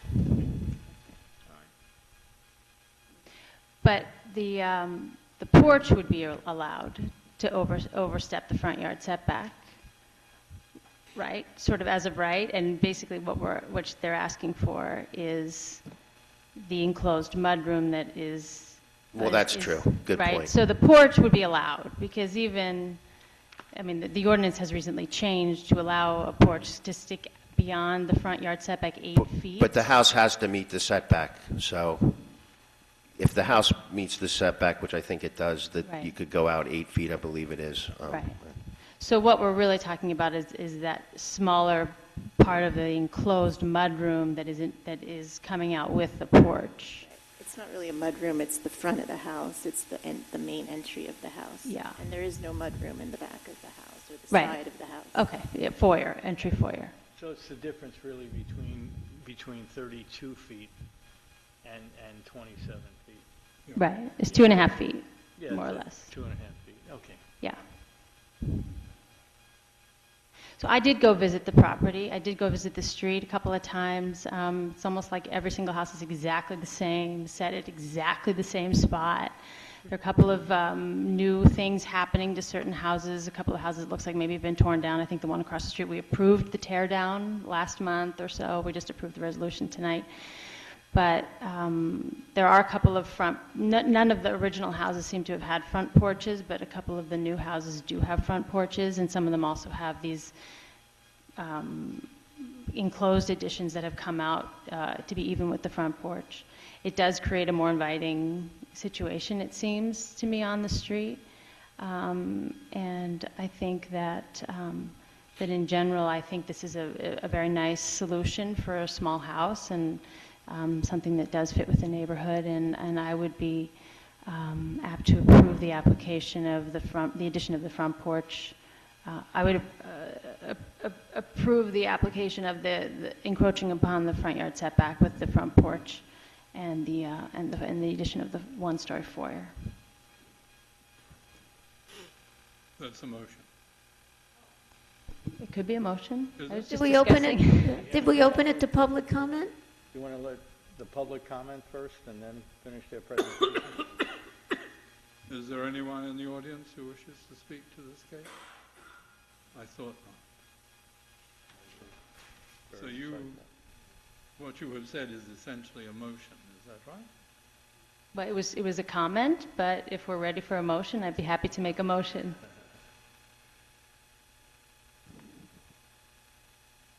Does anybody else have any comments? Okay. Just to say something tonight, I agree with you. I went and looked at it too, and I can't see that it does anything except improves the neighborhood. And so, why would we not want to approve it? Okay, so I'll make a motion to approve it. It's a C2. And I would say that, of course, we would want the lighting requirements to comply with what Chairman Royce always likes to see. Get in the ordinance one day. Okay, so we have a motion, a seconder, I'll second. and a second. Okay? Any further discussion? So could you call the roll then, Claudia? Ms. Clayton? Yes. Mr. Cohen? Yes. Ms. Colson? Yes. Mr. Callahan? Yes. Ms. Rockstrom? Yes. Chairman Royce? Yes. Mr. Tannenbaum? Yes. And Mrs. Shriver? Thank you. Good. Good. Okay, you won. Thank you. All right. So we have now 75 Cleveland Lane. This is miserable. I hope it's And the case number on that is Z1616/426.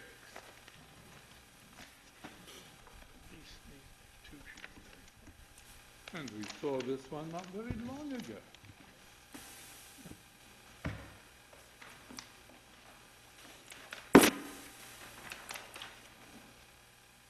Mr. Bridger, do you have comments that we need to get on the record?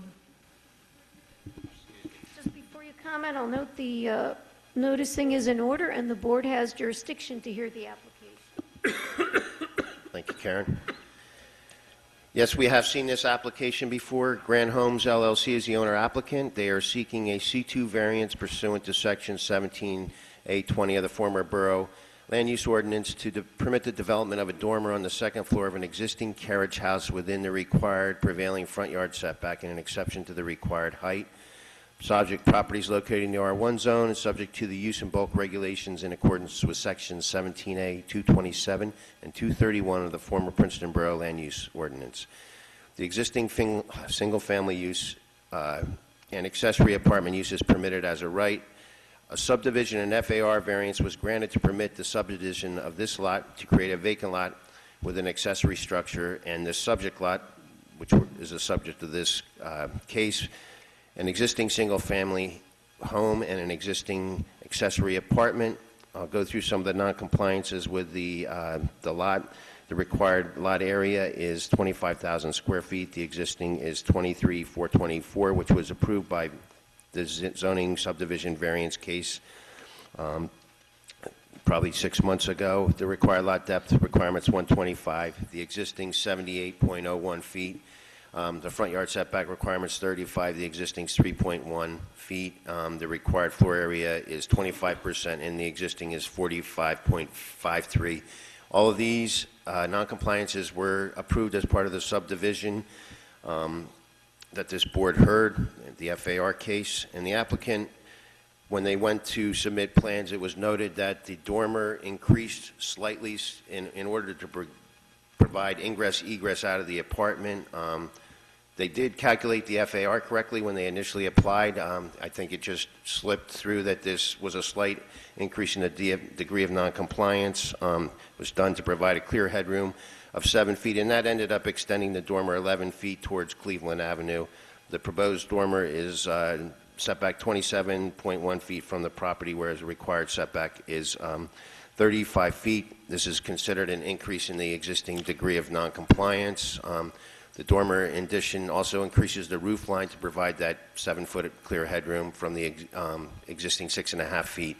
And the two variances are the accessory structure height, which is measured to the mean of the highest gable roof. The requirement is 15 feet, and the proposed height is 16.8 feet. And the accessory structure setback in the front yard is 35, and as I indicated earlier, the proposed is 27.1. And they've requested consideration under the C2. Again, the FAR was calculated correctly. It doesn't change. It's just the minor height to this dormer to permit ingress, egress out of that second floor apartment. Glad to answer any questions you might have. But it's the height of the dormer, or it's the extension of the dormer toward Cleveland Lane? Both. The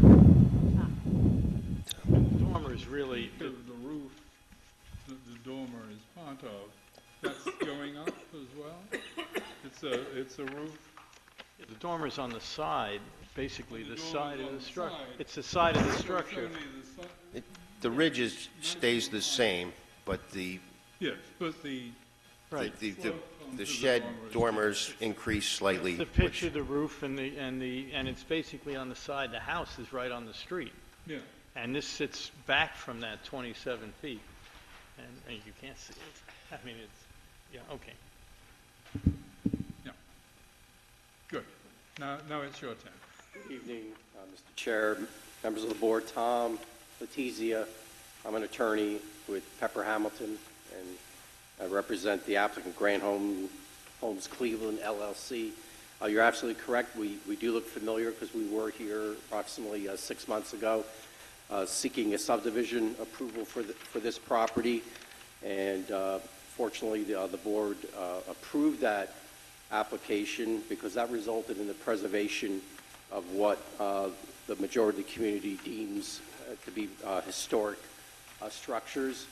The subdivision helped preserve a single-family home as well as an accessory carriage home and a foundry structure, all constructed in the 1920s. And as noted by Mr. Bridger, there were a number of variances granted at that time, including FAR as well as setbacks related to the existing structures. The carriage home, which is the subject of this application, is, I believe it's 5.5 feet from Cleveland Lane. That doesn't change under this application. We're just talking about the dormer above on the roof line of the carriage home. And as noted by Mr. Bridger, this all came about because of the need to meet code for a safe egress to the second floor fire egress, bedroom. And if we had known at the time we were here for the subdivision, we would have applied for it at that time. So it's just something that came up subsequent to the subdivision, and that's why we're here. We deem it a fairly simple application. Mr. Jay Grant, who testified previously, is here, who could briefly, with a couple of exhibits, show you the modifications to the dormers. And then Mr. Falcone, our surveyor and planner, can briefly touch upon the legal requirements for the C2 variance to support the variances. Okay? Okay? Mr. Grant will swear you in. Do you swear affirm your testimony this evening will be truthful? Thank you. Turn your mic on. Thanks for staying late. I appreciate your perseverance here tonight. Tom covered everything I would say about we're here only because we inadvertently left this request for a variance out the first time we were here. We hadn't thoroughly studied the nature of the existing apartment and didn't realize that there was not an existing legal egress window, so that once we realized that, we had to decide how to make that bedroom habitable under today's code. In order to do that, we had to extend the dormer, and in order to extend the dormer to give the square footage of the window that's required, it turns out that we were, what's the phrase you use, adding thank you, increased degree of non-conformance. So that's why we're here. Jay, I think there was an exhibit that shows the extension. I can walk you through it if you like.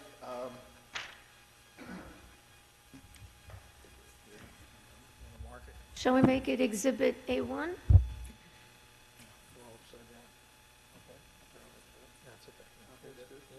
So this is Cleveland Lane, and this is the existing dormer, where the red hash marks is the new dormer, and where the variance is requested. So where the new dormer is, the second visual.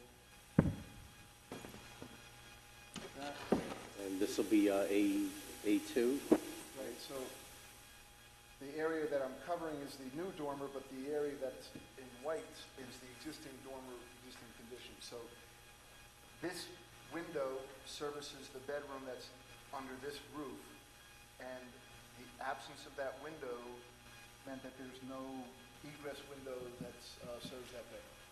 So by extending it, we tried to stay true to the historical nature of the house and made as little changes as we could, but in order to get the size of the window needed that would meet the definition and the safety of egress, that's the purpose of the Can you just point out for the board the street, where the street is? Yeah, sure. From here, the street is over here, Cleveland Lane. Yeah, it's out there. All right. And as you can see, that the building is like 5 feet.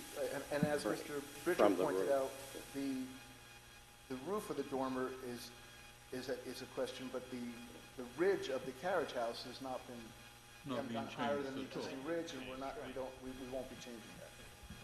In fact, it's pretty damn difficult to see the dormer from Correct. the street. Okay. Unless there's any questions? Any questions for Mr. Grant? Okay. The window you're putting in is the same size as the rest of Correct. the dormer. So It's there's just a not, continuation it's really of the just line. the fact that you're extending it to give a proper fire egress. Yes. Mr. Falcone? Falcone, you swear affirm your testimony this evening will be truthful? I do. Thank you. I have testified before this board several times, so I'm sure I'm okay in that regard. I'm going to go back to A1. I think it's been explained very well. Like Jay said, from this red line, which is the 35-foot setback, this is going to protrude 7.9 feet more than it does now, or over the actually 11.2 feet more, but it's 7.9 feet over the front setback. And I will just want to make one point, is that it's on the kind of courtyard side of the structure. It cannot be seen from this neighboring lot, which is the closest structure, because the ridge is higher. The dormers are raised slightly 7 inches, so that would be the only increase in height that this adjoining lot would see, and I believe that to be pretty imperceptible.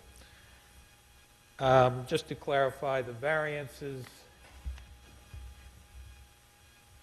I'll go back to Exhibit A2. Again, it's being extended 11.2 feet, which is 7.9 feet over the setback line.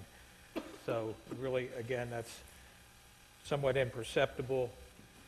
I do have one other exhibit, we'll call it A3. And A3 are just side elevations. This would be the, looking from the rear, the yellow highlighted is the dormer. The dormer height is 16.8, as noted in Mr. Bridger's memo. This would be the Cleveland Lane side, looking again, the yellow, and these edges would be raised to 16.8, which would be 1.8 over the 15-foot maximum.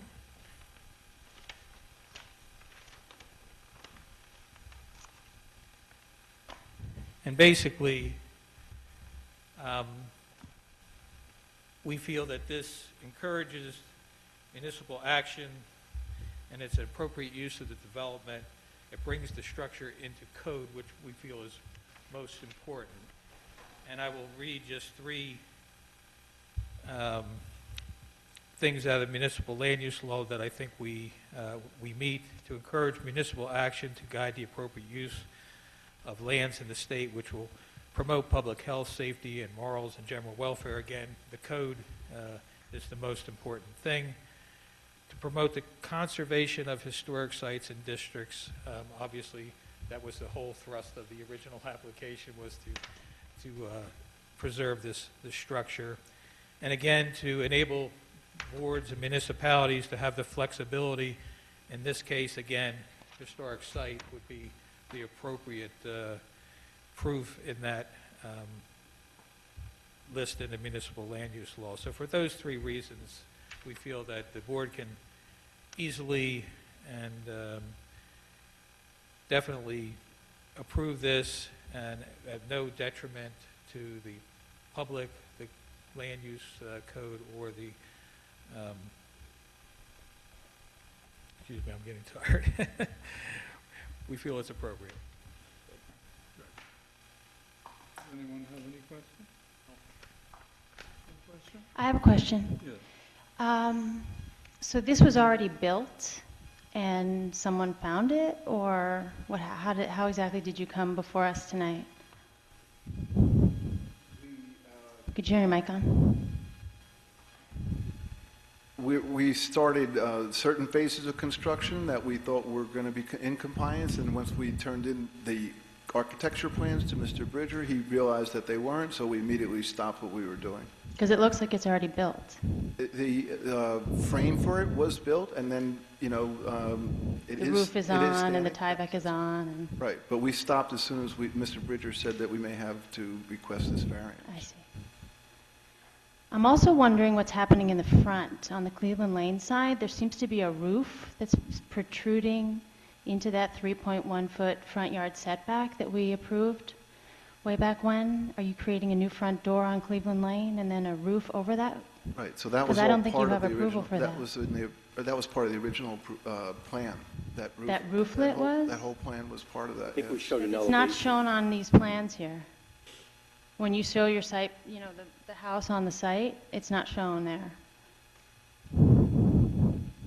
It did not get onto the site plan, but it was on the architectural plans. It was on the original architectural plans? Yes. We're sure about that? Yes. Okay. Okay.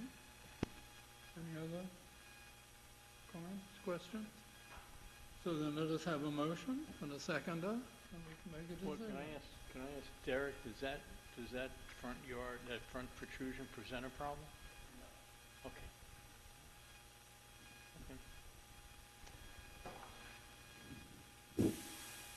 You've made a motion? I'll make a motion that we approve the application As requested. as presented. Okay. The seconder for that motion? I second. Okay. Ms. Clayton? Yes. Mr. Cohen? Yes. Ms. Coulson? Yes. Mr. Calvin? Yes. Ms. Foxstrom? Yes. Mr. Tannenbaum? Yes. Chairman Royce? Yes. Mr. Shriver? Affirm. Thank you. Thank you very much. Thank you for your Thank you time. for staying. Appreciate it. And now, our last case of the evening, which is 82 Valley Road, with the case number Z1616-429. I assume all the paperwork is in order? Yeah, noticing's fine, the board has jurisdiction. And have jurisdiction. So I ask Mr. Bridger to read his memorandum into the record. Thank you. Kirschenthoff, the owner applicant, is requesting C1 and C2 variance approval to permit the construction of a new single-family house on a non-conforming lot. The lot does not meet the required lot frontage or lot width. Subject property is located in the R6 zone and is subject to the use and bulk regulations in accordance with sections 10B, 253, 255, and 246 of the former Princeton Township Land Use Ordinance. The existing single-family use is permitted as of right. Subject property is non-complying with respect to lot width. The requirement's 85 feet and the existing is 75 feet. It's also non-complying with respect to the lot frontage, and that requirement is 85 feet and the existing is 75 feet. The existing single-family home will be demolished and a new structure will be constructed. The applicant should advise the board as to whether they have contacted any adjoining landowners, inquiring if they wish to either buy or sell land to either create a complying lot or buy the subject lot. The applicant indicates that the new single-family dwelling will comply with all the applicable bulk regulations. In fact, I reviewed that, and it does comply with all the requirements. So they're requesting lot width and lot frontage. Requirements for both are 85. The existing for both are 75, and they've requested consideration under both the C1 and C2 variances. Thank you. Any questions for Mr. Bridger? Thank you. Please. Good evening, and thanks again, Mr. Chairman and Board, for sticking with us. Ryan Kennedy from Stevens and Lee for the applicant. As Derek said, C1 and 2 and or C2 variance here for a lot that's an existing non-conforming in terms of frontage and width. The proposal is to build an otherwise conforming house on the lot. Tonight we've got the owner applicant, Kirsten Thoft, who's also an architect, to testify. She's going to go through very quickly the outreach efforts to the neighbors. We've tried to take to heart what the board has asked applicants to do, and I can tell from the room here that didn't have a lot of response from the outreach, or we had a great response for the outreach, I should say. But Jill will go through the neighbor outreach and what this lot looks like and why you should grant the variance. Okay. My name is Kirsten Thoft. Bob, would you raise your right hand? Do you swear affirm your testimony this evening will be truthful? Yes, I do. Thank you. Hi, I'm the owner, along with my husband, of 82 Valley Road, and I'm an architect. Been working here for 20-plus years. And we're here because the existing lot at 82 Valley Road is narrower than the minimum lot width for the district. On page 2, you will see that in addition to the standard legal notice that gets sent out to neighbors, I put in a letter with 2 renderings of the house and described what we were asking for in plain English. And we also took the opportunity of a snowy Sunday morning and went walking around the neighborhood and knocked on doors and met people. I actually already knew 3 of the neighbors, but we met others as well, and delivered this by hand and also met with them and asked them if they had any questions. Nobody showed up this evening. There was one neighbor that we were not able to meet. They were next door to us on the western side, but people were generally appreciative of seeing what we were planning on doing, and I communicated with them that we could have their emails and notify them when construction's happening, and people seemed relatively positive about that. Just to orient you, on page 3, this is in the R6 district. That's the tax map. The blue lines indicate Jefferson Road and Valley. This is very close to the corner of Jefferson and Valley. And on page 4, you can see that there are a number of non-conforming lots that have frontages and widths that are less than 85 feet. Most of them are 75 feet. And you can see that our lot is dashed in red there. And then if you look on page 5, you will see that the lot on either side of us is also 75 feet. And so purchasing from either one of those lots obviously puts them into a greater degree of nonconformance than they currently are. And finishing up, the last page shows that within the 75-foot wide lot, we are adhering to all of the standard bulk requirements of setback and front yard setback, rear yard setback, height, FAR, et cetera. Would you like to mark this as Exhibit A1? Sure. That's it. I tried to be as fast as possible. If the board has any other questions, we believe this can be done with really no detriment to the neighborhood whatsoever, and it could apply to either type of C variance. Looks good. We appear to have no question. Great. You want to make a comment? You've been sitting He wants to go patiently. home, I think. So do we have a motion? I'll make a motion to approve. I have a motion to approve, a second. Any discussion? I have a question. I'm sorry. Yes. The one floor plan has a bedroom that's not marked. It is a 4-bedroom house, right? The sewer department is saying that it is a 5-bedroom house because there is a room on the first floor that has an attached bath. Okay, So- but on the second floor, there's one bedroom, there's one room that's not marked, and I assume that's a bedroom. Yeah, I mislabeled it or It's missed no the big deal, label. I was just curious. Yeah, Okay. yeah. Will you be living in this house? No, I built a house for us 3 years ago on Linden Lane, which I'm quite happy with. So I'm building this house, and I have a number of people who've been in touch with me over the years who are interested in possibly buying it. So I'm selling it. How many square feet is it? It's just under the allowable's 2812, and this is, literally 2811 or something. So, Okay. So we have. including the garage. A motion to accept, but let's put the issue of drainage in there, so water not to flow onto neighboring properties. Right. And I would like my normal light condition. I like using dark Shielded sky lights, fixtures, no actually. spillage off, Yes. off the site. Okay, so with those, we have a motion, a second. Could you call the roll for us, please? Ms. Clayton? Yes. Mr. Cohen? Yes. Ms. Coulson? Yes. Mr. Callahan? Yes. Ms. Rockstrom? Yes. Chairman Royce? Yes.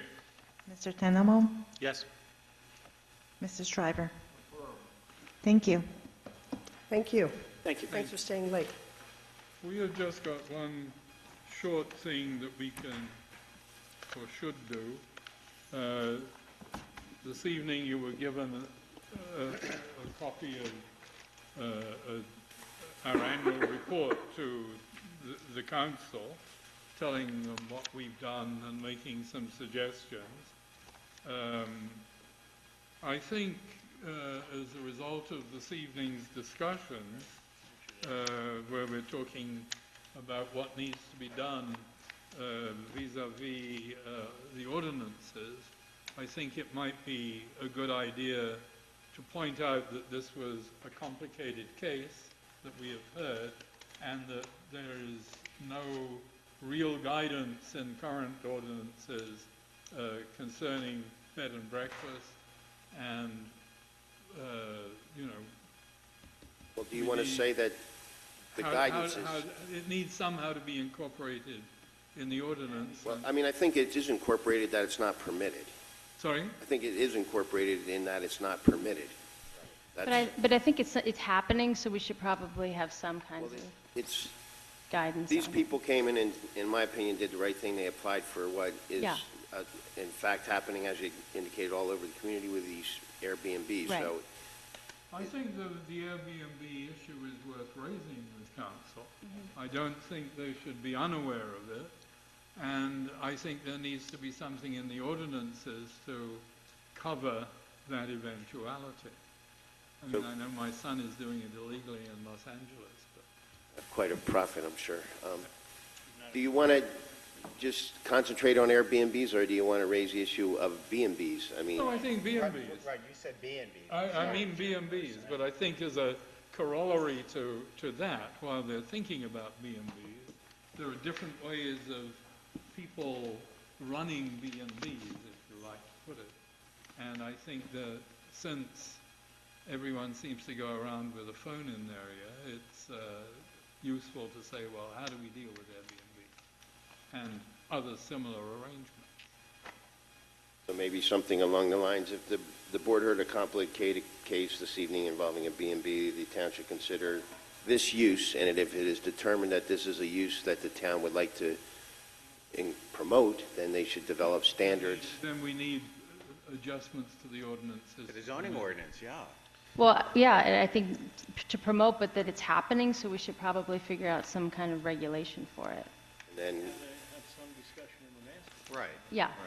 Yeah. Derek, do you know, is there a discussion in the master plan of B&Bs? no. I mean, that was what Lee said about the preservation of Right. residential of course. zones. Yeah. And we don't really have laws that adequately address Airbnbs. Right, but that again is a different issue. Right. Bed and breakfast issue. Sure. Right, which is, the fundamental aspect to it is, what does the master plan and our zoning ordinance say about B&Bs? Where are they allowed, They're silent, encouraged, or they're yeah. not? Yeah, so that's issue A, it seems to me. Issue B, is what is the community and the council thinking, if at all, about, Airbnbs? Yeah. And, perhaps And if they're what not going to are get other through it. communities doing about it? Okay, again, it's, as I use the word, it's disruptive. Well, just I don't have tools to address them adequately, but I think if you buy a house and you buy it with the understanding that somebody's going to live there, not a recurring, rental property with people there every different weekend. I'm not saying they're bad or good, but if they do have them, they should develop standards to protect the adjoining properties. So I'll work on some language and shoot it out to the board. Send it to us by email. Yes, sir. And we can respond back to you within 3 days. I think it'd be worth seeing, to the extent you can, have the bandwidth. What are other communities doing? How are they addressing the Airbnb issue? I'm actually going to a seminar in a couple weeks on that, but they are addressing it. They're registering them and establishing lengths of stay.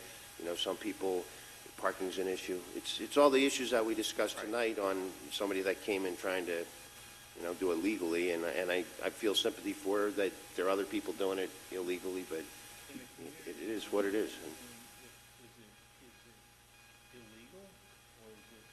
You're allowed legally to rent in the borough 2 rooms to not more than 4 people, but you need a parking space for each room. The township has a similar type of for rental. You can't do it in the R4 zone, so there are room rentals. What it doesn't speak about is the length of the stay in the room rental. So that's the hole that I see,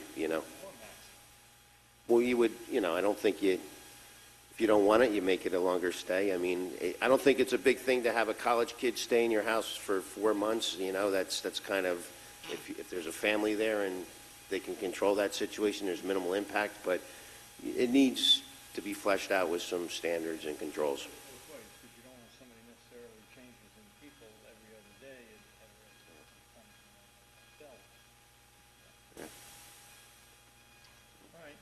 Good. Thank you, everyone. So let us adjourn. Thank you all very much.